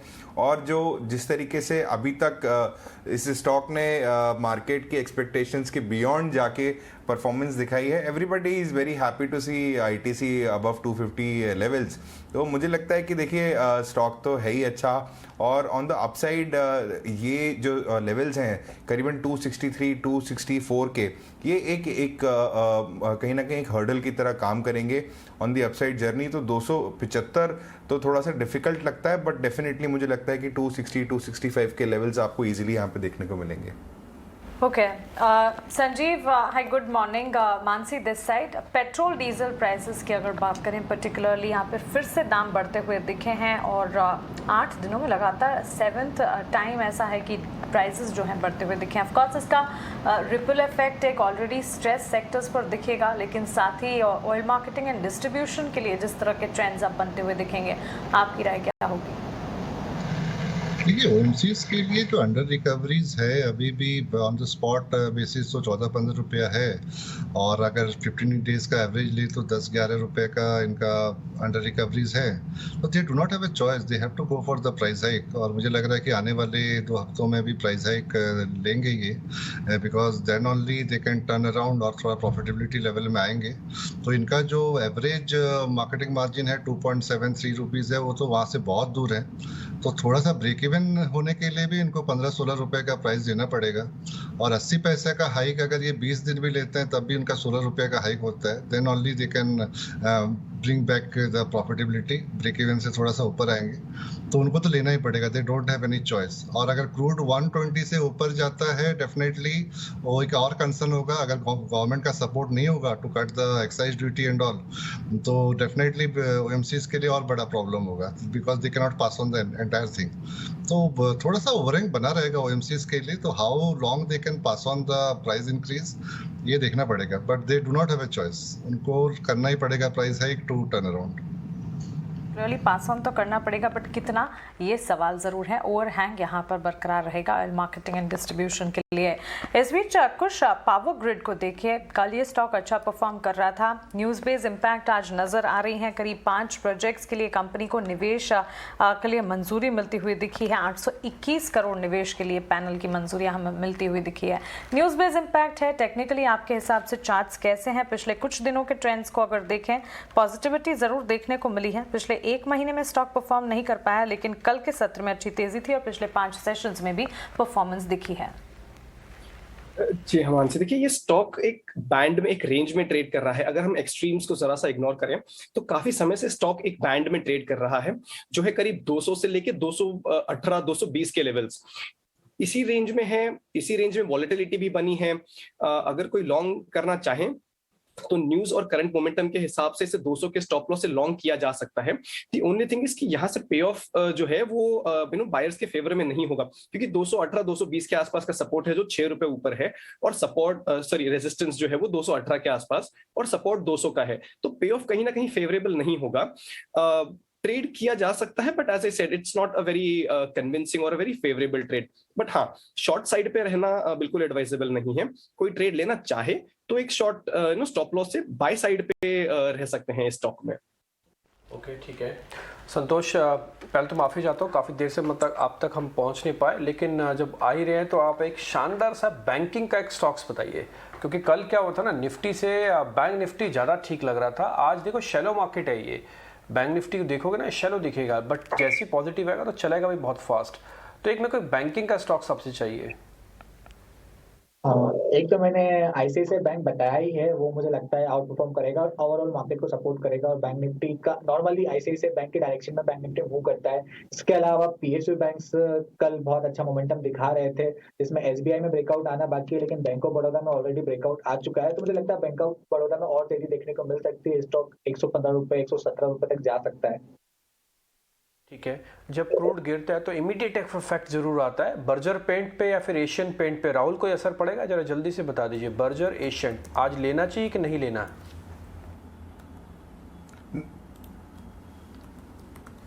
नहीं, डेफिनेटली असर तो काफ़ी पड़ेगा, पर देखिए इस क्षेत्र में डिमांड और सप्लाई की भी थोड़े से इश्यूज चल रहे हैं। ऑल्दो जिस तरीके से सेटअप बना है दोनों ही स्टॉक्स में, अगर आप देखें सबसे पहले एशियन पेंट्स की बात करें तो एक जो फॉल आया था वहाँ से बहुत शानदार रिकवरी रही, और इस रिकवरी के बाद में अभी ये स्टॉक कंसोलिडेट कर रहा है। एशियन पेंट्स की बात कर रहा हूँ, जहाँ पे हमने देखा है कि ऑन दी डाउन साइड करीबन 3000 के जो लेवल्स हैं वो एक स्ट्रॉन्ग सपोर्ट की तरह बने हुए हैं इस कंसोलिडेशन के बीच में। तो मुझे लगता है कि यहाँ पे आपको एक बहुत ही अच्छी चाल आती हुई दिख सकती है, क्योंकि on the immediate basis upside करीबन 30,061 के लेवल्स पे इसका 200 एमआ प्लेस्ड है।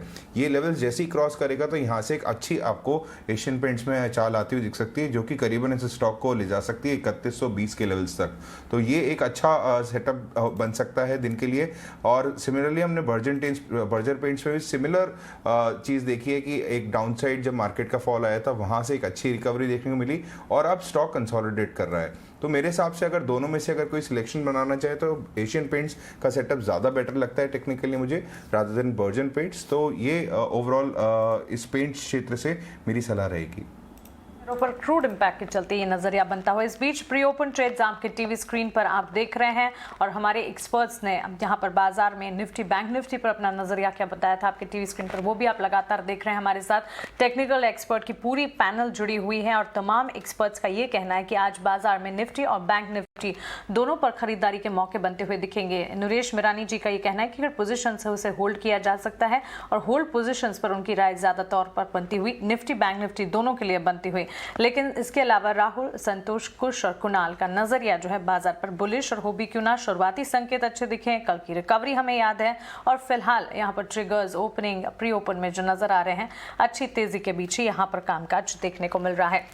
इस बीच राहुल, एक सवाल आपसे ये होगा, अनलॉक थीम की जहां हम बात कर रहे हैं, सेरेमिक स्टॉक्स हैं, कई सारे ऐसे स्टॉक्स हैं जो कि रियल एस्टेट और सीमेंट के साथ साथ चलते हैं।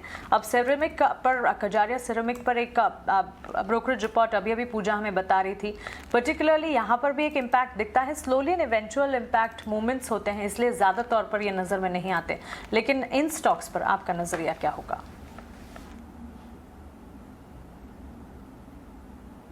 देखिए मानसी, मेरा मानना है कि अगर टेक्निकल बेस पे अगर आप मुझसे पूछेंगे तो कजारिया सिरेमिक्स बहुत ही वीक लगता है। इसने स्टॉक ने जो बेस अपना बनाया लास्ट गिरावट के चलते वो करीबन था 900 के लेवल्स के पास में, वहाँ से एक इसने रिकवरी दिखाई, बट फिर से एक डाउन ट्रेंड इसका चालू हो गया, यानी कि प्रॉफिट बुकिंग उस हल्के से जो अपटिक्स आए थे उसी में एक प्रॉफिट बुकिंग देखने को मिली। अब इन लेवल्स पे अगर हम स्लोली स्लेडली देखें कि अगर ये स्टॉक यहाँ से कंसोलिडेट करता है और अपसाइड जाने की कोशिश करता है तो उसमें करीबन 1100 1150 के लेवल से एक मेजर हर्डल का काम करेंगे, आपको वहाँ पे बिकवाली बनती हुई दिख सकती है। मेरा मानना है कि जिनके पास में ये स्टॉक है वो अल्टीमेटली करीबन 900 रुपये के स्टॉप लॉस के साथ में इसको होल्ड करें। अगर वहाँ से अगर गिरावट बढ़ी तो उसमें आपको मेजर फॉल देखने को मिल सकता है। ऑन दी अपसाइड 1100 के levels will act as a huge resistance. अगर वो लेवल्स अगर आपको उसकी तरफ जाता हुआ दिखे तो आप वहाँ पे अपने प्रॉफिट्स बुक करें। अभी के लिए ट्रेडिंग या फिर फ्रेश इन्वेस्टमेंट की सलाह नहीं रहेगी। क्लियरली टेक्निकली कजारिया सिरेमिक्स को सिर्फ और सिर्फ रिव्यू मोड में डालें, हालांकि ब्रोकरेज रिपोर्ट्स जो हैं वो खरीदारी की राय बरकरार रख रही हैं। यहाँ पर फंडामेंटल्स जो हैं पॉजिटिव ब्रोकरेज रिपोर्ट्स के जरिए आते हुए दिख रहे हैं। 1250 के टारगेट्स पे दिखाए जा रहे हैं, लेकिन अगर लॉन्ग टर्म पर्सपेक्टिव अगर नजर आए तब फिर खरीदारी के मौके एक बार सोचे जा सकते हैं। ट्रेडिंग के पर्सपेक्टिव से सिर्फ रिव्यू मोड में डालें। लेकिन जब हमारे मैनेजिंग एडिटर निकुंज डालमिया के मुताबिक बाजार पर उनसे उनकी राय पूछी गई, बाजार में गिरावट पर रोक लगती फिलहाल दिख रही है। निवेशकों को इस समय अनलॉक थीम्स पर ज्यादा नजर रखनी चाहिए, ये उनकी एनालिसिस थी। आइए एक बार सुनते हैं और उन्होंने क्या कहा। मार्केट के अंदर जो माहौल था कि भाई हम 16,000 के नीचे जाएंगे, 15,500 तक जाएंगे, वो जो गिरने वाली ट्रेड थी वो रिवर्स हो चुकी है। हम 17,000 के ऊपर इस समय काफ़ी समय व्यतीत कर रहे हैं, अच्छा खासा समय व्यतीत कर रहे हैं। शॉर्ट टर्म में हमारे मार्केट के लिए क्या मैटर करता है? क्रूड का मूवमेंट, एफआई का मूवमेंट, डॉलर इंडेक्स, ये 3 चीज़ें मैटर करती हैं। इन तीनों चीज़ों के अंदर देख करके अभी लगता नहीं है कि बहुत बड़ी घबराहट आ रही है। तो क्या मार्केट 17,000 के ऊपर रह सकता है? कुछ दिन से रहा है, हालांकि 17,000, 17,400, 500 के बीच में ही मार्केट घूम रहा है, बहुत बड़ी रेंज से निकला नहीं है। तो मार्केट को एक रेंज को तोड़ना पड़ेगा, ऊपर की तरफ या नीचे की तरफ। चांसेस हैं कि ऊपर की तरफ तोड़ने का स्कोप ज़्यादा है, बिकॉज आपको अचानक क्रूड की वजह से एक टेलविंड मिल रही है, एफआई की फ्लोज को लेकर के टेलविंड मिल रही है, ओपन अप ट्रेड जिस समय दोबारा चल रहे हैं, मैक्रो को लेकर के जो इतनी ज़बरदस्त कंसर्न्स आई थी कि भाई तेल प्राइसेस को क्या होगा, एनर्जी प्राइसेस को क्या होगा, युद्ध को लेकर के क्या होगा, मुझे लगता है कि उन चीज़ों को लेकर के शेयर बाज़ार एक समय संभल चुका है। तो ट्रेड जो है ये है कि भाई क्या मार्केट 17,000 के ऊपर जा कर के अपर एंड ऑफ द रेंज को टेस्ट कर करके उसको पार करेगा और एक नए हाई की तरफ जाएगा, या फिर एक पुराने हाई को टेस्ट कर करके वापस नीचे आएगा। अभी ना इंडिकेटिव टिक्स फ्रीज नहीं हुए, लेकिन मैं एसबीआई लाइफ का शेयर आपको ज़रूर दिखाना चाहूँगा, जहाँ पे बड़ी ब्लॉक डील लगी थी 42 लाख शेयरों के, और आज 50 लाख से ज़्यादा के शेयरों की डील लगनी है। डिस्काउंट ज़्यादा नहीं है, इसलिए आप देख पा रहे हैं यहाँ पे बिल्कुल फ्लैट है। अभी तक किसी तरह का कोई भी डैमेज तो नहीं दिख रहा है, और अगर होगा भी तो 1039 तक का ही बेंच मार्किंग है। एक रेट है 1039 और 1077, उसी के बीच में डील लगे। एब्जॉर्ब होगी तो हो सकता है अच्छा कैंडिडेट भी बन जाए आज का चलने के लिए, तैयार रहिएगा आप। खैर अब 9:05 हो चुके हैं और एनपीए को लेकर एक अहम खबर अंकुर के पास है कि एनपीए कम करने के लिए एसबीआई की जोर शोर से तैयारी चल रही है। ये तैयारी क्या है, कितने एनपीएस हैं, कितने कम होंगे, कैसे होंगे, ये एक्सक्लूसिव जानकारी है, एक्सक्लूसिव डिटेल्स है अंकुर के पास। अंकुर गुड मॉर्निंग, बताइए प्लीज।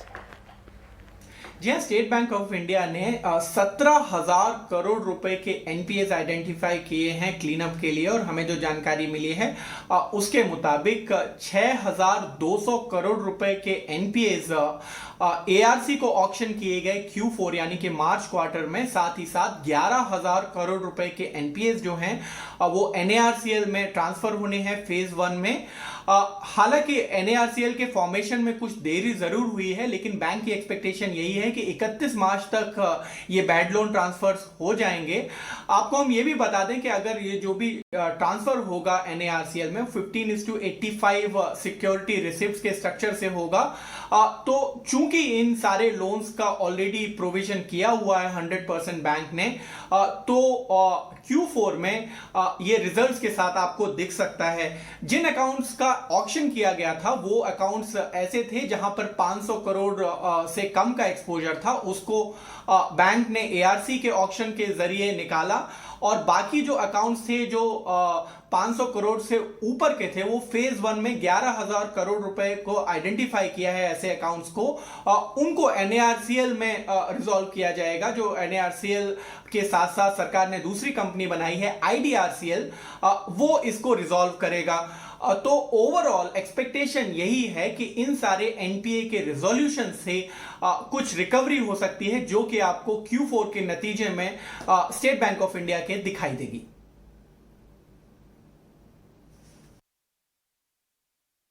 ठीक है, तो एसबीआई अपनी जोर शोर से तैयारी कर रहा है कम करने की अपने एनपीएस को, और आज एसबीआई के कॉल भी हमारे एक मेहमान ने दी है और उनका नाम है कुणाल।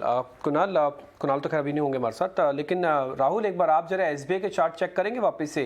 कुणाल जो टारगेट देखे थे वो 525 का देखे थे, 525 तक टारगेट मान के चले इस सीरीज का। 31 तारीख, आज है 29।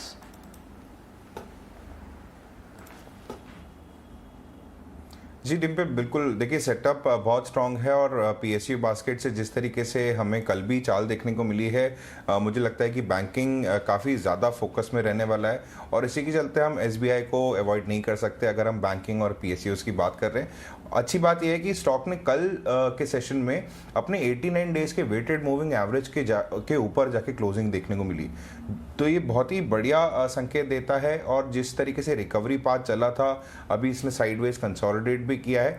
ऑन दी अपसाइड डेफिनेटली एक जो हर्डल है वो करीबन एकदम इमीडिएट बेसिस पे प्लेस्ड है, करीबन 502 503 के लेवल्स पे। इसको क्रॉस करते ही एकदम बहुत अच्छे मोमेंटम के साथ में आपको यहाँ पे बढ़त देखने को मिल सकती है एसबीआई के अंदर। पंकज को भी शामिल करते हैं, वो अपने सारे खबरी फ्रेंड्स से बातचीत करके रोज सुबह हमारे लिए एक जूसी खबर लेके आते हैं। गुड मॉर्निंग पंकज, आज क्या है आपके रिडार पे? तो अजय, आपने मुझे एक लीड दी थी कि एसबीआई लाइफ में एक डील है, मैं आपको एक लीड देता हूं कि एचडीएफसी लाइफ भी आज फोकस में रहेगा। एचडीएफसी लाइफ आज हमारा स्टॉक है जिसमें हम कह रहे हैं कि मार्केट में काफ़ी अफरा तफरी और खबर मच रही है। इनके एमडी और सीईओ विभा कपूर ने क्रेडिट स्विस के कॉन्फ्रेंस में प्रेजेंट किया और काफ़ी अच्छे टेकअवेज दिए। 17 to 18% ग्रोथ नेक्स्ट ईयर के लिए कह रहे हैं। उन्होंने रिसेंटली एक बड़ा एक्विजिशन किया था जो एक्साइड लाइफ का था, और उसके बेसिस पे वो कह रहे हैं कि एक मार्जिन इंटीग्रेशन का प्रोसेस होता है, वो मार्जिन इंटीग्रेशन चल रहा है। 3 इंपॉर्टेंट चीज़ें, reassurance prices have started to cool down in the last 5 years, they have started to go up। तो उन्होंने कहा है कि रीअश्योरेंस एक स्पेस है जिसमें प्राइस इंक्रीज हुआ है, और ये एक एरिया है जिसमें ग्रोथ दिख रही है।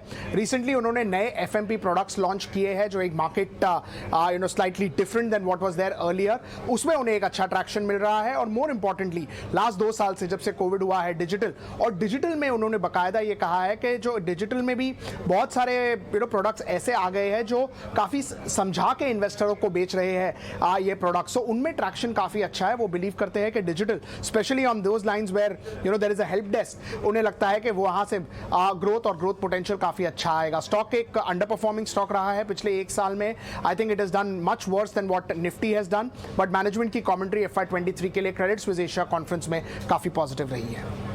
Thanks very much for that Pankaj. HDFC life की बात कर रहे थे पंकज। संजीव, मैं आपके पास आऊंगा। जैसे हम पहले बात कर रहे थे कि काफ़ी इसका 1 साल या 2 साल ग्राफ लेके आइए डायरेक्टर साहब, तो हम संजीव से बात कर पाएंगे कि कैसे best of the line companies होने के बाद भी अच्छे इनके नंबर्स वगैरह में कोई क्वेश्चन नहीं है। ये देखिए 1 साल का ग्राफ 20% नीचे है ये, और थोड़ा लंबा ग्राफ देखेंगे आप 2 साल का या 3 साल का, तो भी आप देखेंगे कि थोड़ा अंडर परफॉर्म रहा है। ये फाइनेंशियल्स का वो पार्ट है जो परफॉर्म नहीं किया। संजीव, अब आपको लगता है क्या कि यहाँ पे वैल्यूएशन बहुत कंफर्टेबल हो गए? इवन ये देखिए कितना बेयरली 17% का गेन 5 साल में, राइट? ये 3 साल का ग्राफ है कि 5 साल का? 2 साल। ओके, 2 साल में 17%। SBI life, HDFC life, Sanjeev आपको कोई इसमें अंडरफॉर्मिंग्स रिवर्स होती हुई नजर आती है कहीं पे? देखिए, अर्निंग रिकवरी में तो थोड़ा सा टाइम लगेगा, और वो तो मैनेजमेंट भी इंडिकेट कर रहे हैं कि earning recoveries will take time. लेकिन जो वर्स्ट इज ओवर, जो कोविड रिलेटेड पेन था पूरा लाइफ स्पेस के लिए, that part is over. Earning recovery में टेक टाइम, लेकिन वो अभी वैल्यूएशन में ऑलरेडी रिफ्लेक्ट कर रहा है। If you see the entire life space, जहाँ पे sector leader like HDFC life used to trade at 4 times 5 times, तो अभी सब 3 times एम्बेडेड वैल्यू ट्रेड कर रहे हैं। तो उस हिसाब से मुझे लग रहा है रिस्क रिवर्ट तो बहुत ही फेवरेबल है ये स्पेस में। हालांकि जो आउट परफॉर्मेंस के लिए थोड़ा सा टाइम लग सकता है, लेकिन अगर लंबे समय के लिए कोई निवेश करना चाहता है तो रिस्क रिवार्ड रेशियो ये स्पेस के लिए बहुत फेवरेबल हो गया। क्लियरली ये राय मिलती हुई हमें दिख रही है। HDFC लाइफ क्या खबर है सेगमेंट में, स्टॉक को हमने नोट किया है और बाजार खुलने पर इसे भी एक बार ज़रूर देखेंगे। सिर्फ 3 मिनट बचे हैं बाजार के खुलने पर, और इस बीच कुछ स्टॉक्स जिन्होंने अच्छी तेज़ी के बीच काम कर दिखाया, और इसमें जहां पर लगातार हम देख रहे हैं सेक्टर स्पेसिफिक मूव्स कई सारे हैं। रोड एंड इंफ्रा स्पेस की एक company Rahul GR infra company को एक बड़ा ऑर्डर मिलता हुआ दिखा 1744 करोड़ का। ओके, राहुल से फिर से जुड़ने की कोशिश होगी। संतोष, GR इंफ्रा पर आपकी राय जानना चाहेंगे। लगातार कंपनी कारोबार विस्तार के प्लान्स करती है, ऑर्डर्स को लेकर चर्चा में रहती है। इंफ्रा एक स्पेस है जिस पर वॉच आउट भी किया जाता है लगातार, क्योंकि कनेक्टिंग सेक्टर है कई सारे स्पेसेस के साथ। क्या लगता है GR इंफ्रा पर आपकी टेक्निकल राय क्या होगी? तो कर रहा है बेस बनाने की, हालांकि 1550 इसको मेजर हर्डल है। 1550 के ऊपर निकलता है तो स्टॉक में फिर फ्रेश मोमेंटम देखने को मिलेगा। स्टॉक पे शायद 1700 रुपए तक के लेवल भी दिखा सकता है। नीचे की ओर 1400 इमीडिएट स्ट्रॉन्ग सपोर्ट का काम करेगा, तो कोई फ्रेश एंट्री लेना चाहता है तो 1400 का स्टॉप लॉस माइंड में रखना चाहिए, और 1550 के ऊपर और पोजीशन ऐड की जा सकती है। इंफ्रा का अगर आप पिछले 10 दिन में देखेंगे ना, तो कम से कम 5000 करोड़ रुपए के इनको ऑर्डर मिल चुके हैं। हर दिन इनको ऑर्डर मिलता है। पता नहीं इन्होंने बैकलॉग बना रखा था कि 31 मार्च से पहले हम सारी शीट बता देंगे लोगों को। तो आप ध्यान रखिएगा इस तरह के शेयर्स में, जब एकदम से ऑर्डर्स आते हैं और पूरा साल आपको ऑर्डर्स की शीट कहीं ज़्यादा दिखती नहीं है। हाँ, शेयर अच्छा चल रहा है, इसमें कोई दो राय नहीं, 1.5% ये शेयर ऊपर है। खैर, मार्केट थोड़ा खुलने वाला है, लेवल्स फ्रीज हो चुके हैं।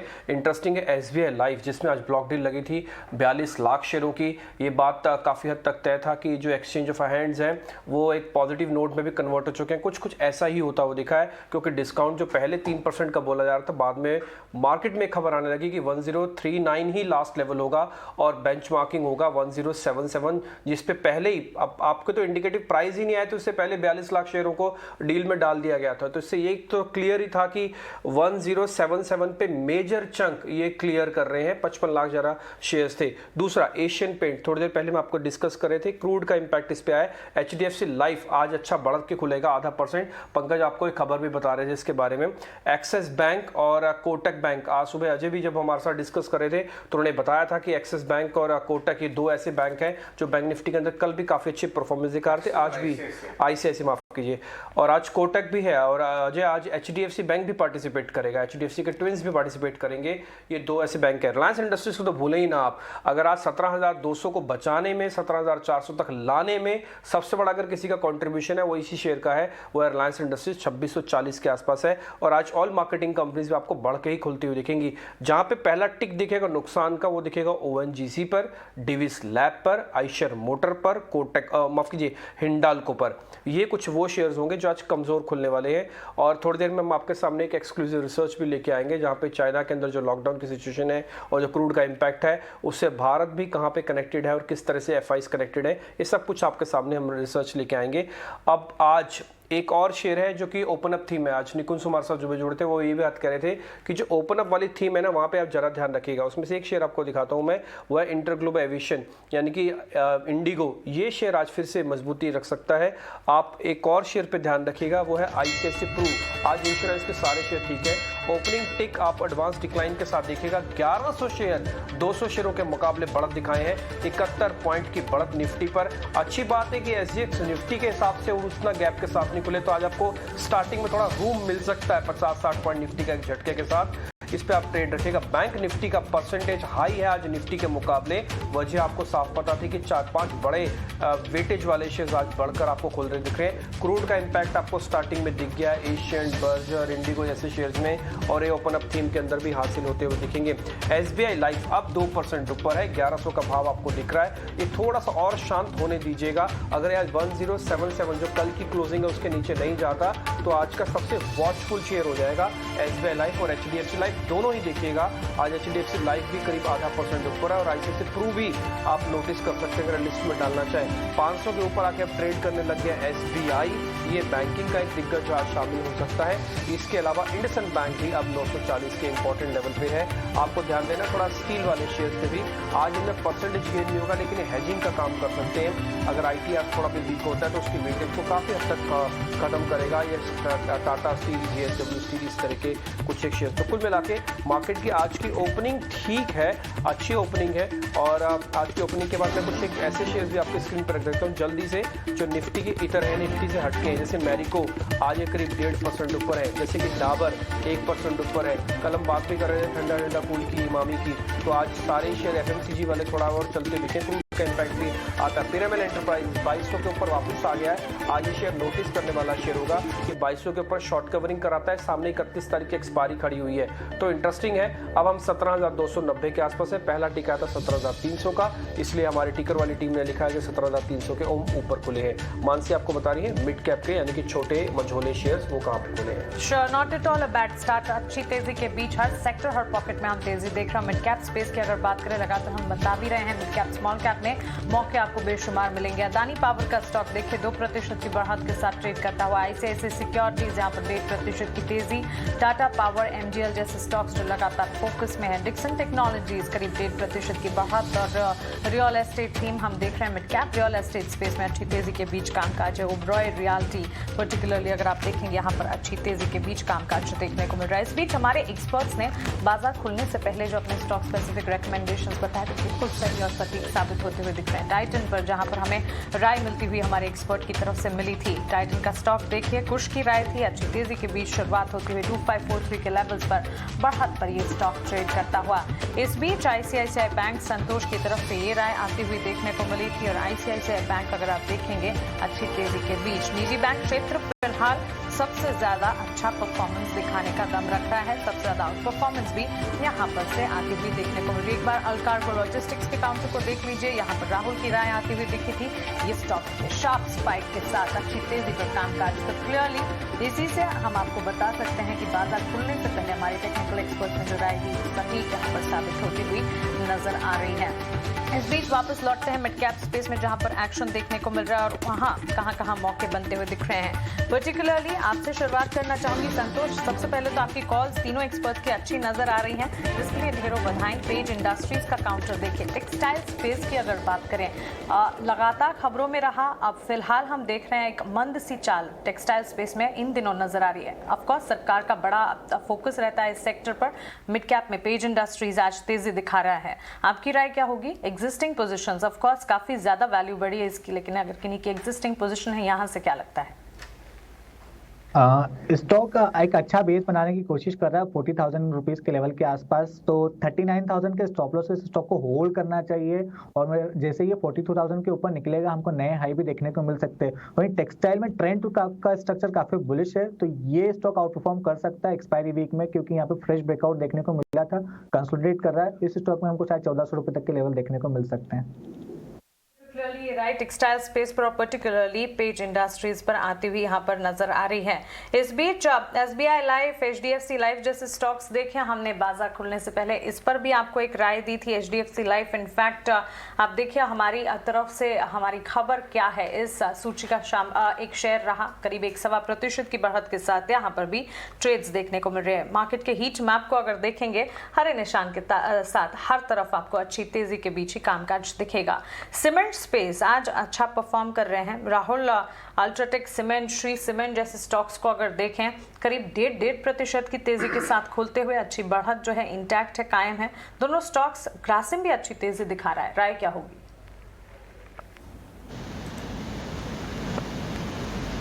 नहीं, डेफिनेटली मानसी, तीनों ही स्टॉक में अच्छी तेजी देखने को मिल रही है और ओवरऑल जो सेटअप है इस सेक्टर का वो कहीं ना कहीं इम्प्रूव हो रहा है, मुझे ऐसा लगता है। क्योंकि देखिए चार्ट्स में भी आप देखें तो एक अच्छी तेज़ी देखने को मिल रही है। मैं अल्ट्राटेक की बात कर रहा हूँ अभी, जो कि करीबन 6430 के आसपास ट्रेड कर रहा है। देखिए जिस तरीके से डिक्लाइन आया था इस स्टॉक के अंदर, वहाँ से एक अच्छी रिकवरी इसने दिखाई है और अपने लेवल्स को होल्ड कर रहा है। यानी कि मार्केट की वॉलेटिलिटी के चलते भी इसने अपनी हायर क्लोजिंग ही देने की कोशिश करी है। ऑन द अपसाइड मुझे लगता है कि 6600 के लेवल्स तक जाने का दमखम रखता है अल्ट्राटेक, तो वहाँ पे आप अपना फोकस बना सकते हैं। ऑन द डाउन साइड जो इसके पास में मेजर सपोर्ट है वो करीबन 6300 के पास में है मानसी। और उसके अलावा आप देखें, हमने सुबह GSFC की भी बारे में बात करी थी, वहाँ पे भी बहुत ही अच्छे अपटिक्स आते हुए दिख रहे हैं और स्टॉक करीबन अपने टारगेट प्राइस के बिल्कुल पास में है, 160 के पास में। तो जिनके पास में अपनी होल्डिंग है उनको आप होल्ड करें, अपने जो स्टॉप लॉस है उनको ट्रेल करें। ऑन दी अपसाइड मुझे लगता है कि 156 157 will act as a good support, तो यहाँ पे GSFC के लिए मिली रहा। अगर हम इस समय FNA गेनर्स की लिस्ट देखें तो उसमें आपको SBI लाइफ करीब 2.5% सबसे स्ट्रॉन्गेस्ट नेम नज़र आएगा और टाटा पावर में भी 2% के गेन्स आ रहे हैं, जो वैल्यू अनलॉकिंग स्टोरी वहाँ पे बन के आ रही है। निफ्टी 100 पॉइंट ऊपर है, थोड़ा सा प्रॉफिट टेकिंग आई थी फर्स्ट 5 मिनट्स में, लेकिन वापस से डेज हाई की तरफ जाते हुए अब देखना ये है कि इसके ऊपर बिल्ड अपॉन करता है और ये 17,400 का लेवल टेकआउट कर पाता है। संतोष, अगर हम लार्ज कैप स्टॉक्स की बात करें, कुछ PSU banks, bank of Baroda 113 के आसपास है, यहाँ पे किस तरह के लेवल्स नज़र आ रहे हैं? और कोई और PSU बैंक, SBI पे हमने बात की ऑफ कोर्स 500 के आसपास है, लेकिन बियॉन्ड SBI अगर किसी को PSU बैंक्स खेलना हो तो कौन से चार्ट स्ट्रॉन्गेस्ट नज़र आते हैं आपको? SBI तो टॉप पिक है ही। उसके अलावा अगर फिर जाना है तो बैंक ऑफ बड़ौदा और कैनरा बैंक, दो स्टॉक ऐसे हैं जो आउट परफॉर्म कर सकते हैं। बैंक ऑफ बड़ौदा में तो कल काफी स्ट्रॉन्ग बुलिश मोमेंटम देखने को मिला था और आज भी शायद ये तेजी जारी रह सकती है। इमीडिएटली इसमें 116 रुपए के टारगेट देखने को मिल सकते हैं। इसके अलावा कैनरा बैंक की बात करें तो कैनरा बैंक का भी स्ट्रक्चर काफी अच्छा है। जैसे ही ये आपका 232 का लेवल निकालेगा, हमको इसमें फ्रेश तेजी देखने को मिलेगी। 240 245 तक के लेवल देखने को मिल सकते हैं। कुछ भी हमारे साथ है, कुछ मॉर्निंग ट्रेड्स में किस तरह के कुछ आपने आइडेंटिफाई किया क्या नया? जी हाँ, जो हम इनिशियल डिप देख रहे थे वो एक यूजुअल BTST डिप होता है जो पोजीशंस लेके जाते हैं ओवरनाइट, बट उसके अलावा फिलहाल स्ट्रक्चर पॉजिटिव लग रहा है जो हमने फिर से बाउंस होते हुए देखा है। एक पर्टिकुलर स्टॉक है which is catching my I, which is Neogen chemicals. बहुत ही अच्छा स्ट्रक्चर है, अपने जो शॉर्ट टर्म मूविंग एवरेजेस है बार बार वहां सपोर्ट लेके बाउंस दिखा रहा है। So there is a good chance कि ये स्टॉक 1700 के पास एक अपना रीटेस्ट मूव कर सकता है। तो नियोजेन एक mid cap small cap broader market से स्टॉक है which is catching my I. ठीक है, इसके अलावा अगर आप एक शेयर देख रहे हो जो एफ शीट से बाहर गया, बैन से बाहर गया है, वो है इंडियाबुल हाउसिंग। आज 3-3.5% ऊपर है। राहुल, ये शेयर और चलेगा क्या? एफ बैन से बाहर आ गया, अब तो सारी पोजीशंस ले सकते हैं और एक्सपायरी है सामने और बहुत वॉलेटाइल रहता है, आपको पता ही है शेयर के बारे में।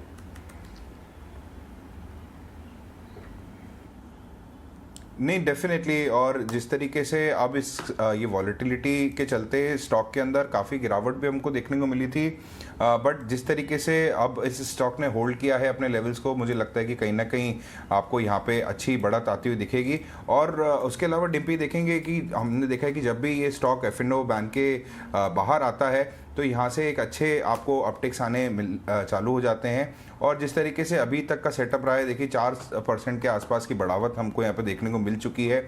मुझे लगता है कि ऑन दी अपसाइड 161 यानी कि यहाँ से 2 रुपये जस्ट ऊपर एक इंपॉर्टेंट रेजिस्टेंस है, उसको क्रॉस करते ही स्टॉक में अच्छी आपको बढ़त देखने को मिल सकती है, जो कि स्टॉक को करीबन 170-175 के लेवल्स तक ले जा सकती है। On the down side room बहुत कम है, तो रिस्क टू रिवॉर्ड रेशियो अच्छा बन रहा है। मुझे लगता है कि 155 के स्टॉप लॉस को अगर आप प्लेस करेंगे तो बहुत ही अच्छा ट्रेड यहाँ पे बन सकता है। एक बहुत बेसिक क्वेश्चन है IGL और MGL को लेकर। जिस समय सब जगह सब कुछ ठीक चल रहा था तब ये शेयर दोनों चले ही नहीं, लेकिन अब बहुत ज़्यादा उतार चढ़ाव है। कमोडिटीज़ में भी देखें तो गैस के प्राइसेस में भी अब ये शेयर चलने लग गए हैं। ऐसा क्यों, एक तो पहले ये समझाइए, और ये चलेंगे और कितना चल सकते हैं। IGL और MGL दोनों ही, आज MGL 3% ऊपर है।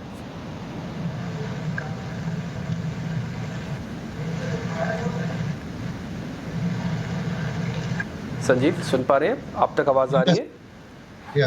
हाँ, IGL और MGL के बारे में पता करना है। ये एकदम से अब चलने लगे हैं। उस समय जब डिस्टरबेंस थी और जब शांति थी सब जगह, तब ये चल ही नहीं रहे थे।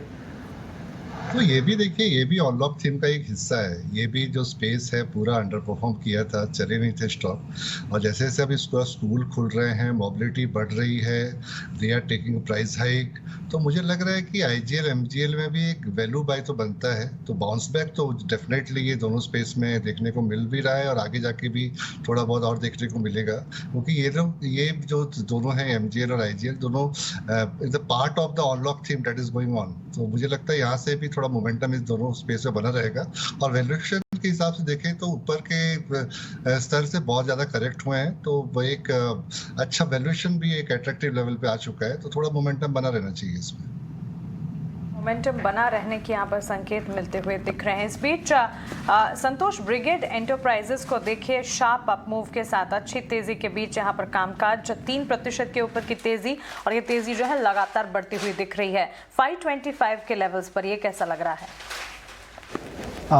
ब्रिगेड रियल एस्टेट टेक में वन ऑफ हमारा टॉपिक है और इसमें एक लंबे कंसोलिडेशन के बाद ब्रेकआउट आने की तैयारी है। स्टॉक में ये आज सिर्फ 3% की तेजी है, लेकिन इसमें बहुत बड़ी तेजी देखने को मिल सकती है। स्टॉक में 600 सवा 600 तक के लेवल आने वाले दिनों में देखने को मिल सकते हैं। नीचे की ओर 510 एक अच्छा सपोर्ट का काम करेगा, तो यहाँ लॉन्ग पोजीशंस क्रिएट की जा सकती है।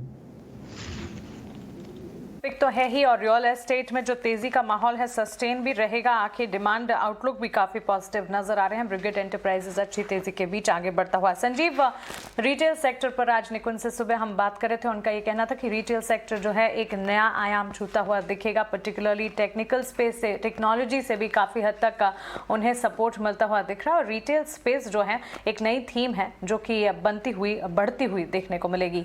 इस थीम पर और पर्टिकुलरली इससे जुड़े स्टॉक्स, क्योंकि ऑफकोर्स बाइंग के जो इनिशिएटिव है, ऑनलाइन बाइंग लोग कर रहे थे, उसमें से फिर से अब मॉल्स में जाना, खरीदारी करना शुरू कर रहे हैं। ये ट्रेंड आपको कैसा लग रहा है?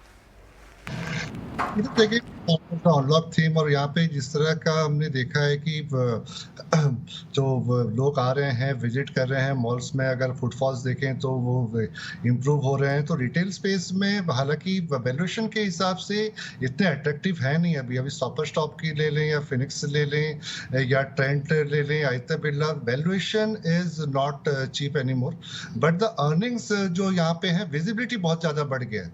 तो मुझे लग रहा है कि यहाँ से भी, क्योंकि अर्निंग्स यहाँ पे विजिबिलिटी है और यहाँ पे ज़्यादा इनको इम्पैक्ट है नहीं, जो कि ग्लोबल जियोपॉलिटिकल टेंशन चल रहा है उनका ज़्यादा इम्पैक्ट है नहीं। तो उस हिसाब से ये एक स्पेस में टेलविंड बना रहेगा और यहाँ से भी मोमेंटम यहाँ पे बने रहने की संभावना है। हालांकि ये बता दूं कि वैल्यूएशन इतनी ज़्यादा अट्रैक्टिव नहीं है, क्योंकि most of the stock is out perform. Sanjeev, cement space की बात करते हैं थोड़ा और डिटेल में। श्री सीमेंट, इंडिया सीमेंट आज काफ़ी एक्टिव है। जेके लक्ष्मी सीमेंट से हम जेके सीमेंट से हम कल शाम को बात कर रहे थे, कल शो पे वो बता रहे थे कि मार्जिन कंप्रेशन आने वाला है। और मैं ये आपसे जानना चाहूँगा, देखिए स्टॉक्स तो बहुत अच्छा बिहेव कर रहे हैं, एक माइनर एक वीक के लिए वीक हुए थे, उसके बाद सारे ही सीमेंट स्टॉक्स में अच्छी बाइंग आ गई है, ये जानते हुए भी कि ये क्वार्टर उनका ख़राब रहने वाला है। आपके हिसाब से वैल्यूएशन कैसे लग रहे हैं, क्योंकि काफ़ी गिरे हैं ऊपर से अगर एक साल अगर आप देखें तो, और कौन सा आपके पसंदीदा शेयर होंगे उसमें? जी, सीमेंट सेक्टर में अभी स्ट्रीट ऑलरेडी डिस्काउंट कर रहा है कि Q4 और Q1 में जिस तरह के इनपुट कॉस्ट प्रेशर बने रहेंगे वो तो मार्जिन्स को इम्पैक्ट करेंगे ही। वो पेटकोक और पावर कॉस्ट बहुत ही ऊपर गए हैं, तो वो एक स्ट्रीट ऑलरेडी डिस्काउंटेड है प्राइस में। हालांकि सब देखेंगे तो प्लेयर्स प्राइस हाइक ले रहे हैं, but that will be not enough to पूरा ऑफसेट कर देगा ये इनपुट कॉस्ट प्रेशर को। लेकिन मुझे लग रहा है कि जिस तरह का डिमांड एनवायरनमेंट अभी देखने को मिलेगा इंडिया में, क्योंकि एक मल्टी साइकिल ग्रोथ में है इंडिया इंफ्रास्ट्रक्चर का। तो उस हिसाब से देखें तो सीमेंट सेक्टर एक मल्टी साइकिल ग्रोथ ट्रैजेक्टरी में है। तो उस हिसाब से मुझे लग रहा है कि वैल्यूएशन अभी जो सीमेंट के हैं अट्रैक्टिव बनते जा रहे हैं। हालांकि मुझे लग रहा है कि नियर टर्म में वोलाटाइल रहेगा, क्योंकि एक दिन कोल प्राइस ऊपर जाएगा, एक दिन कमोडिटी प्राइस नीचे जाएगा, तो ये सेंटिमेंट ड्रिवन रहेगा नियर टर्म में। लेकिन मुझे लग रहा है कि अगर निवेश करना चाहें यहाँ पे 2-3 साल के लिए, तो मेरा पिक रहेगा अल्ट्राटेक एंड डालमिया भारत। तो ये दोनों एक लार्ज कैप से और एक मिड कैप से मेरा सबसे फेवरेट पिक रहेगा। ये same logic Sanjeev tyre company में भी लगेगा क्या? सीएट, अपोलो टायर, जेके टायर, ये भी ये सेक्टर भी एग्जैक्टली क्रूड इम्पैक्ट होता है नेगेटिवली, ये क्वार्टर में मार्जिन प्रेशर आएंगे क्या? ये फुली डिस्काउंटेड है? अजय आपने ना मेरे मुंह की बात चलिए संजीव तो जानते हैं। ये देखिए 5 साल में केजी है, ये ऑलमोस्ट 1/5 हो गया है। तो अभी क्रूड की प्राइस की वजह से इम्पैक्ट और ज़्यादा है इन पे, तो उनका मार्जिन्स तो इम्पैक्ट रहेगा। हालांकि मुझे लग रहा है कि जिस तरह का अंडर परफॉर्मेंस है थोड़ा सा डिस्काउंटेड तो है ही, और auto sector itself is not doing very well. वहाँ पे उसका अलग सेट ऑफ प्रॉब्लम है, चिप शॉर्टेज है, डिस्ट्रीब्यूशन प्रॉब्लम है, रूरल मार्केट में थोड़ा सा इश्यू है। तो ये ऑटो सेक्टर और ऑटो एंसिलरी का ऐसा स्पेस बन चुका है जहाँ पे वैल्यू तो इमर्ज हो रहा है, लेकिन अर्निंग्स इमर्ज होने में या बैक टू स्ट्रॉन्ग मोमेंटम आने में अर्निंग्स का थोड़ा 1-2 क्वार्टर और जा सकता है। तो यहाँ पे भी सेम स्टोरी है। अगर कोई बाय करना चाहता है for next 12 to 15 months, definitely एक वैल्यू इमर्ज हो रहा है ये सेक्टर में। लेकिन नियर टर्म में मुझे लग रहा है वोलाटाइल ही रहेगा, क्योंकि ये ऑटो सेक्टर और एंसिलरी सेक्टर में दोनों में मार्जिन प्रेशर तो बने रहेंगे नेक्स्ट 2 क्वार्टर्स के लिए। ये राय मिलती हुई हमें इन तमाम स्टॉक्स पर। लेकिन राहुल, जीएसएफसी आपका सुझाया हुआ stock nearing its target, first target ही अचीव करने वाला ही है। आपको क्या लगता है आगे और कोई टारगेट्स रिवाइज करना चाहेंगे? ऑफ कोर्स मोमेंटम तो हम देख ही रहे हैं, 5% की बढ़त है यहाँ पर। नहीं, देखिए मानसी, जिस तरीके से, और ये स्टॉक हम मानसी करीबन 135 के लेवल से ट्रैक कर रहे हैं, तो जिस तरीके का सेटअप आज तो बहुत ही बढ़िया इसने गैप अप ओपनिंग दी है और लेवल्स पे सस्टेन कर रहा है। मुझे लगता है कि जिनके पास भी स्टॉक की होल्डिंग है वो अपने स्टॉक को होल्ड करें और एक ट्रेलिंग स्टॉप लॉस की स्ट्रैटेजी अपनाएं, जहाँ पे 156 जो लेवल्स हैं वो एक ट्रेलिंग स्टॉप लॉस की तरह आप रखें। जैसे जैसे इसमें अपसाइड मूवमेंट आए, आप अपना स्टॉप लॉस ऊपर उसी लेवल्स के हिसाब से आप बढ़ा सकते हैं। मुझे लगता है कि 165 के लेवल्स आज आपको देखने को जरूर मिल जाएंगे। ऑलराइट संजीव, बहुत बहुत धन्यवाद हमसे बात करने के लिए। चलिए एक स्टेप बैक लेते हैं और अब हम बात करते हैं बाजार के फंडामेंटल्स की। प्रशांत खेमका, व्हाइट ओक के कैपिटल के फाउंडर हमारे साथ जुड़ रहे हैं। प्रशांत, गुड मॉर्निंग और ईटी नाउ स्वदेश पे आपका स्वागत है।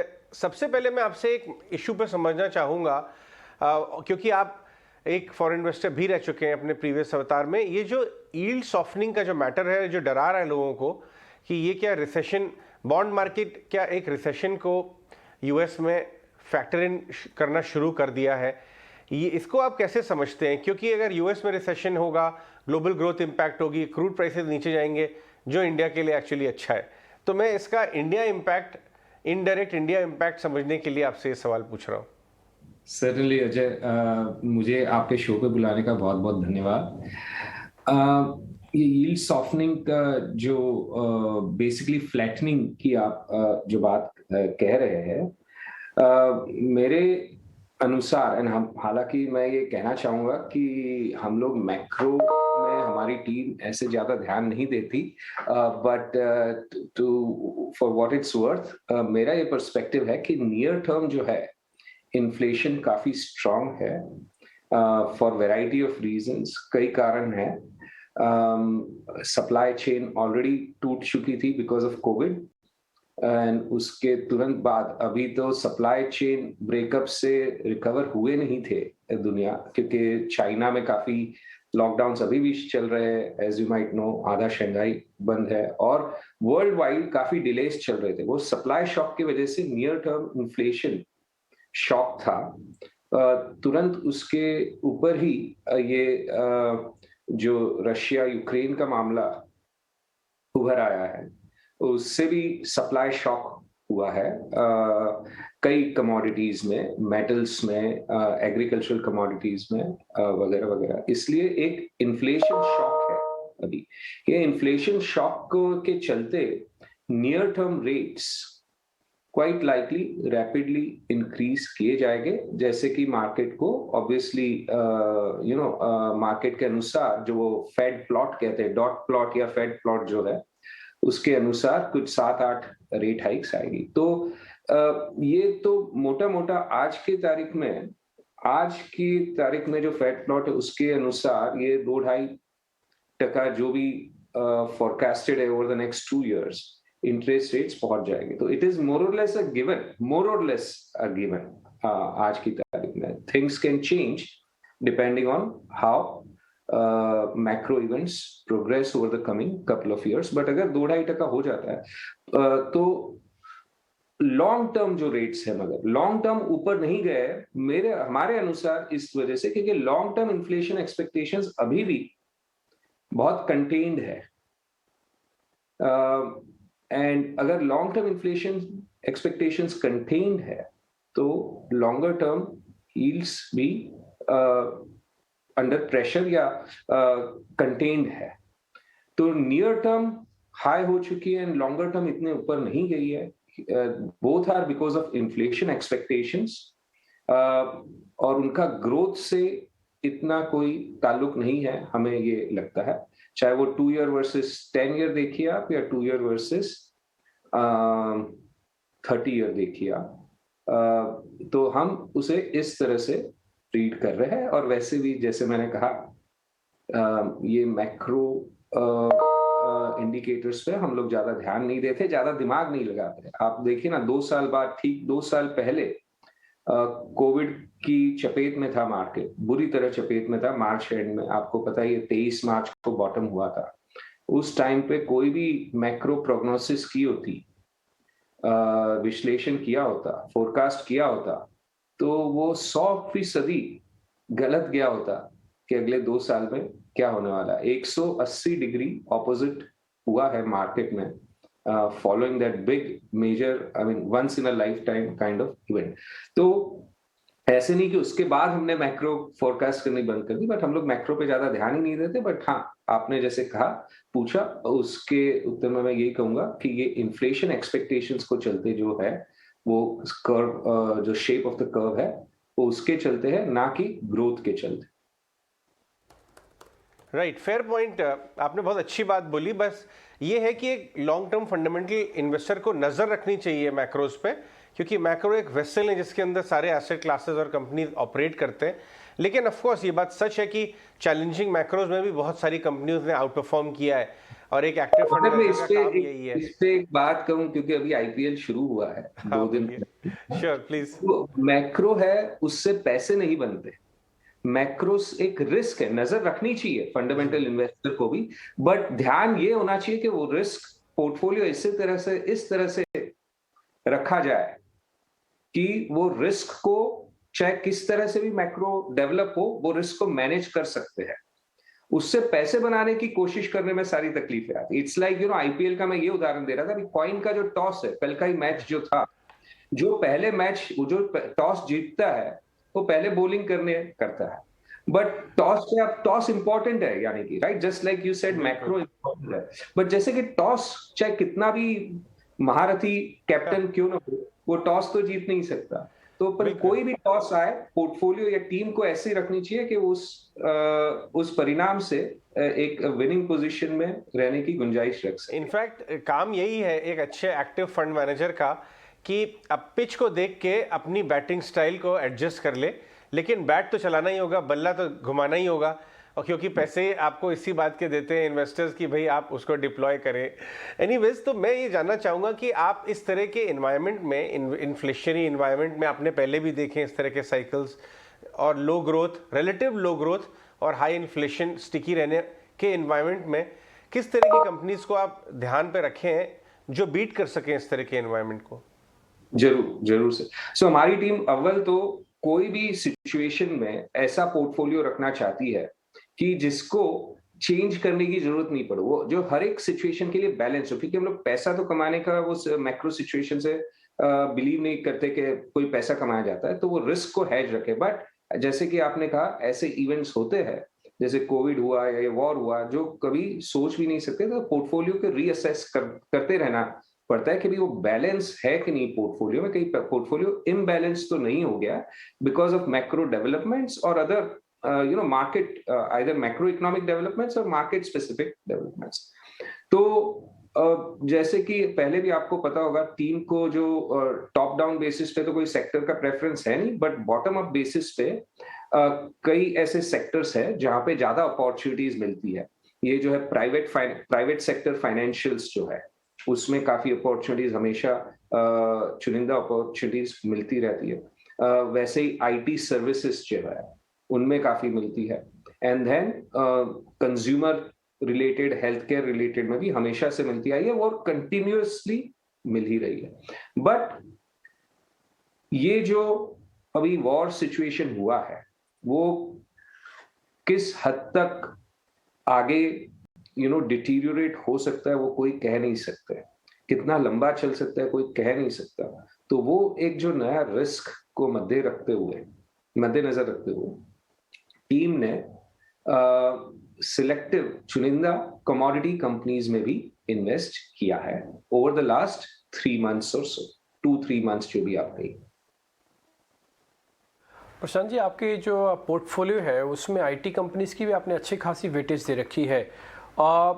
कुछ और आईटी कंपनीज को अपनी वेटेज में आप लिस्ट में बढ़ाएंगे या फिर जो पोर्टफोलियो अभी तक डिज़ाइन किया है कि 17% करीब आईटी का आपका है टोटल पोर्टफोलियो में, ये उतना ही रखना चाहते हैं?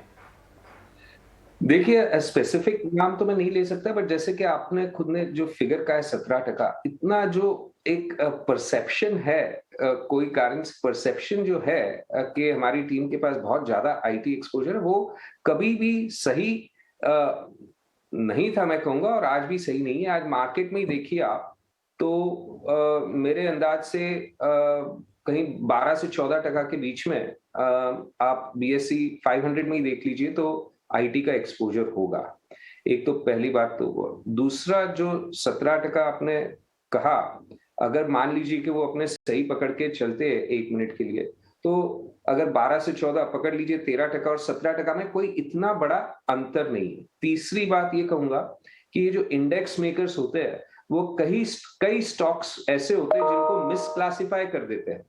आईटी स्टॉक से मैं और आप ये समझेंगे कंपनियां जो यहां से एक्सपोर्ट करती है टू यूएस, आईटी सर्विसेज, जिनका करीबन 2/3 या आधा से ज्यादा या 2/3 यूएस से आता है, बाकी 1/3 यूरोप और जापान से मिलके आता है। इंडिया में हार्डली कोई बिजनेसेस होते हैं, बट आप ऐसी कंपनियां भी मिलेगी जो आईटी सर्विसेज में क्लासिफाइड है, जिनका 100% बिजनेस इंडिया से आता हो और जो nothing in common with other IT services. तो ऐसे मिसक्लासिफिकेशन का भी इश्यू है, तो वो सब आप रिजॉल्व करिएगा।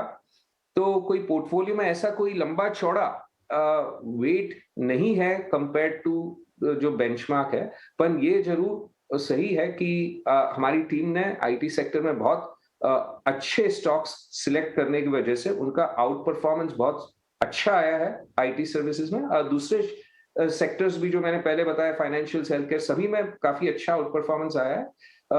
बट एक बात ये भी हो जाती है, काफी फंड मैनेजर्स एटलीस्ट 2-3 साल पहले तक तो उनके पास आईटी सर्विसेज पोर्टफोलियो में बहुत कम थी, तो हम एक अलग से स्टैंड आउट हो जाते थे कि भाई हमारे पास इतना आईटी सर्विसेज है। तो IT services continues to be जैसे था करीब वैसे ही है। कोई ज्यादा चेंजेस मुझे तो अभी ध्यान में नहीं आ रहे जो टीम ने किए हो over the last 3 to 6 months in IT services. Prashant, good morning. Mansi this side. आज सारे के सारे फैक्टर्स डोमेस्टिक मार्केट्स के फेवर में जो ट्रेड कर रहे थे उसमें सिर्फ एक कंसर्न थी, एफआईआईज की selling. Of course selling intensity बीच में एक बार कम होती हुई भी दिखी, लेकिन फिर से हम देख रहे हैं लगातार कुछ सेशन से एफआईआईज की तरफ से सेलिंग आती हुई दिख रही है। इंटेंसिटी कम हुई है, अभी भी क्वांटम जो है वो कम दिख रहा है, लेकिन क्या लगता है आगे चलकर और जो सेलिंग आ रही है मेजरली, क्या मल्टी रीजनल फंड्स हैं, ग्लोबल इक्विटी फंड्स हैं या फिर डेडिकेटेड फंड्स हैं जो कि भारतीय बाजार पर बुलिश? आखिर सेलिंग कहां से आती हुई दिख रही है और ईज आउट होती हुई क्या दिख रही है आने वाले कुछ शॉर्ट टर्म पर्सपेक्टिव में? बिल्कुल सही कहा आपने मानसी। जो भारतीय मार्केट कैप है करीबन 3.5 ट्रिलियन डॉलर्स का, उसमें फॉरेन ओनरशिप टोटल मिला के करीबन 20% है। तो समझिए 701 बिलियन डॉलर्स की फॉरेन ओनरशिप 20-22% जो है।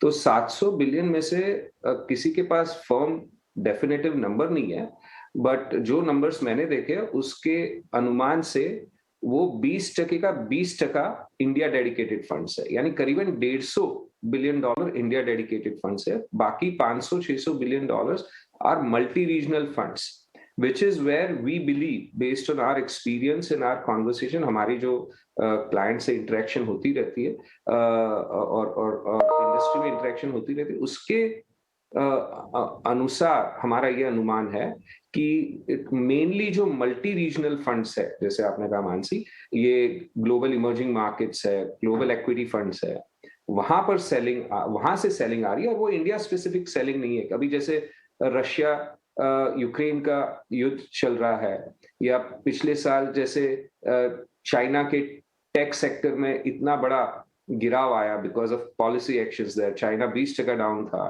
तो उसके चलते जो आप कह सकते हो कि इन्वेस्टर्स में ईएम के प्रति घबराहट रही है पिछले 6-12 महीने में, तो ईएम एंड ग्लोबल इक्विटीज में ईएम का वेट कम होने से और ईएम में आउटफ्लो होने से एक ऑटोमेटिकली इंडिया में भी आउटफ्लो आ जाता है, क्योंकि अगर किसी का 10% आउटफ्लो होता है फंड में से, ईएम फंड में से, तो वो हर एक कंट्री को रिड्यूस करता है, इंडिया नहीं बच पाएगी उससे। तो वो रिडक्शन की वजह से मैक्सिमम सेलिंग आई, क्योंकि 80% of all investments in India approximately ये मल्टी रीजनल फंड्स की तरफ से है इंडिया में। इंडिया डेडिकेटेड में हमारे नजर में हार्डली कोई सेलिंग है। हाँ, पिछले 3-4 महीने में कह सकते हैं कि बाइंग नहीं ज्यादा आई है इंडिया डेडिकेटेड में, बट सेलिंग हमें तो इंडिया डेडिकेटेड में हमारे अनुसार नहीं हो रही है कोई भी खास तौर पे। ऑलराइट प्रशांत, बहुत बहुत धन्यवाद आज हमसे बात करने के लिए। धन्यवाद मुझे। ग्रेट, चलिए आगे चलते हैं। पंकज जाजू को भी हम जोड़ेंगे मेटा एडवाइजर्स के एक ही मिनट में, लेकिन एक वेरी क्विकली एक पर्सपेक्टिव ले लेते हैं शरद से। ये जो लॉकडाउन होने, जो नए लॉकडाउन हो रहे हैं चाइना में, जिनको लेके क्रूड ऑयल प्राइसेस काफ़ी गिर रहे हैं, इनको आपको कैसे रीड करना चाहिए, इसको एक बार समझ लेते हैं, फिर हम, क्योंकि ये ग्रोथ पे भी इशू है उठ रहा है, क्रूड ऑयल प्राइस गिर रहे हैं काफ़ी शार्पली इनकी वजह से, फिर हम पंकज के पास जाएंगे और पंकज के साथ रियल एस्टेट और रिटेल बिजनेस में डिटेल में डिस्कशन करेंगे। बताइए शरद, क्या रीड कर रहे हैं आप ये चाइना लॉकडाउन के बारे में? जी बिल्कुल, तो चाइना लॉकडाउन फोकस में रहेगा। यहाँ पे जो है आप याद रखिएगा कि सप्लाई चेन इश्यूज में प्रॉब्लम हो रही है, और चाइना देखा जाए तो दुनिया का जो ग्लोबल मैन्युफैक्चरिंग उस पर ऑलमोस्ट 1/3 ट्रेड जो है आपके चाइना से आती है। तो ये बहुत एक इंपॉर्टेंट आंकड़ा है। अगर बात करें चीन के बारे में कि जो एक्सपोर्ट्स क्या करते हैं, तो उसमें जो है स्पेशली आपके जो इलेक्ट्रिकल अप्लायंसेज रहते हैं, इलेक्ट्रॉनिक्स रहते हैं, वो सबसे ज़्यादा उस पर जो है फोकस रहता है। इसके अलावा मशीनरी है, फर्नीचर है, ये सब पे भी जो एक हैवी टाइप से जो है डिपेंडेंस है। लगभग 4 to 27% का जो एक्सपोर्ट्स लेवल्स आते हैं। अब बात करते हैं आपकी चीन की लॉकडाउन को लेके कितने बड़े मुश्किल आ रहे हैं। तो इसमें सबसे पहले पहली लॉकडाउन में आप देख सकते हैं कि शेंजन में हुआ था, और ऑलमोस्ट $795 बिलियन का जो है आप एक्सपोर्ट्स वहाँ पे आता है। उसके अलावा दूसरे लॉकडाउन में जो है आप जो है जिलिन के तो इंडस्ट्रियल हब है, वहाँ पे इम्पैक्ट देखने मिला था। लगभग जो आउटपुट है लगभग 11% का जो है देखा गया था। लॉकडाउन थर्ड में देखें तो शंघाई फोकस में था, यहाँ पे जो है एक्सपोर्ट हब है ओवरऑल शंघाई का, और चाइना का जो जीडीपी का जो टोटल कंट्रीब्यूशन है वो एकदम 3.8% है। तो ये जो है ज़रूर एक इंपॉर्टेंट आंकड़ा है। इसके अलावा बहुत सारे अन्य फॉरेन कंपनीज़ हैं जो वहाँ पे असर देखने को मिले हैं। टोयोटा ले लीजिए, फॉक्सकॉन ले लीजिए, जिन्होंने शेंजन में जो आईफोन की मैन्युफैक्चरिंग प्लांट है उसको जो है बंद किया है। इसके अलावा वॉल्क्सवैगन है और यूनिक्रॉन भी है। और आखिर में शेंजन पोर्ट भी फोकस में ज़रूर रहेगा, कि वहाँ पे मेजॉरिटी ऑफ द ट्रेड जो है मूवमेंट जो है हम लोग देखने मिलती है।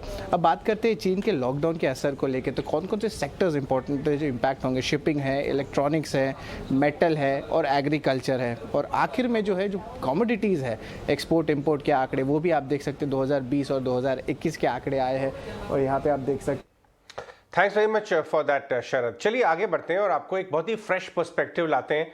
पंकज जाजू हमारे साथ जुड़ रहे हैं मेटा एडवाइजर्स के। Pankaj Meta capital advisors run करते हैं एक independent strategic advisory firm, capital market related, M&A related firm, लेकिन 94 से बाजार में है। काफ़ी रेप्यूटेड फर्म्स के साथ रह चुके हैं, इनाम, एक्सेस कैपिटल जब उनका ट्रांजैक्शन हुआ उन सब के साथ, और बहुत सारे ट्रांजैक्शंस रिसेंटली किए भी हैं जब से उन्होंने मेटा कैपिटल एडवाइजर स्टार्ट किया है। पंकज, बहुत बहुत धन्यवाद आज हमसे बात करने के लिए ET Now स्वदेश पे। आपके जो पसंदीदा सेक्टर्स हैं जिन पे हम आपसे बात करेंगे उनमें से रियल एस्टेट से शुरुआत करते हैं। ये स्पेस आप काफ़ी समझते हैं क्लोजली, और ये 8-9 साल के बाद के गैप के बाद लास्ट 12-15 महीनों से रिवाइवल के साइंस शो कर रही है, चाहे वो वॉल्यूम डेटा हो, चाहे वो नए प्रोजेक्ट्स हों, इन्वेंट्री भी थोड़ी क्लीन अप हुई बड़े मेट्रोज में, और आज यहाँ तक कि हम आपसे बात कर रहे हैं तो काफ़ी रियल्टी स्टॉक्स काफ़ी बजिंग भी हो रहे हैं। हम स्पेसिफिकली स्टॉक से बात नहीं करेंगे, लेकिन आपको कौन से सेगमेंट पे सबसे ज़्यादा बुलिश है आप रियल एस्टेट में, और क्या ये आपको स्ट्रक्चरल ग्रोथ दिखती है? बहुत बहुत धन्यवाद मुझे यहाँ बुलाने के लिए। रियल एस्टेट सेक्टर जो है वो देश का एक अहम हिस्सा है।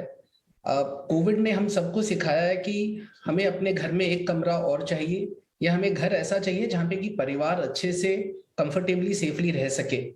और इस कारण से जो आपने एक चेंज देखा है कि पिछले 12-18 महीने में हाउसिंग परचेजेस काफी बढ़ी हैं, उसके कई कारण हैं, और वो जो कारण है वो सारे स्ट्रक्चरल शिफ्ट की तरफ अंदेशा करते हैं। सो पहली बात कि जो घर के जो प्राइसेस हैं, जो हाउसिंग प्राइसेस हैं, वो पिछले 7-8 साल से स्टैग्नेंट थे, और पिछले 18 महीने के अंदर यहाँ पर क्योंकि वॉल्यूम्स बढ़े हैं, कुछ और चीजें हुई। एक तो इनकम लेवल इस पिछले 7-8 साल में लोगों की बढ़ी, इंटरेस्ट रेट्स घट के 6-6.5% पे आ गई, तो जो महीने की जो एक माहवारी किसी को देनी पड़ती है घर खरीदने के लिए वो भी घटी, तो अफोर्डेबिलिटी काफी बढ़ गया था, और कोविड के कारण डिमांड सडनली वापस आ गई और लोगों ने घर खरीदना शुरू किया। तो ये तो कंज्यूमर साइड, डिमांड साइड की बात है। दूसरे तरफ जो रियल एस्टेट सेक्टर है, रेरा के कारण उसमें काफी कंसोलिडेशन हुआ है। जो छोटे डेवलपर्स हैं उनको अब फंडिंग भी इजीली नहीं मिलती, तो वो भी कई सारे मार्केट से निकल रहे हैं। और जो एक्सेसेस हुए थे पिछले 7-8 साल में, जब लोगों ने बहुत सारी जमीनें खरीदी थी, प्रोजेक्ट लॉन्च किए थे, तो वो जो माल पड़ा था वो भी अब काफी धड़ल्ले से बिक रहा है। इस कारण से इस सेक्टर में वापस से जान आई है। तो ये मुझे एक स्ट्रक्चरल अपसाइड दिखती है, एक सेक्युलर ट्रेंड दिखता है रियल एस्टेट में कि ये अगले 5-7-8 साल तक कम से कम आराम से चलेगा। इसमें थोड़ी बहुत सिक्लिकलिटी हो सकती है कि इन्फ्लेशन के कारण दाम, जो कॉस्ट है वो डेवलपर्स के बढ़ेंगे, दाम कभी ज्यादा बढ़े तो कस्टमर पीछे हटेगा, लेकिन ये सब part and parcel of the game रहेगा। और सबसे ज्यादा अपॉर्चुनिटी मुझे हाउसिंग में लगती है।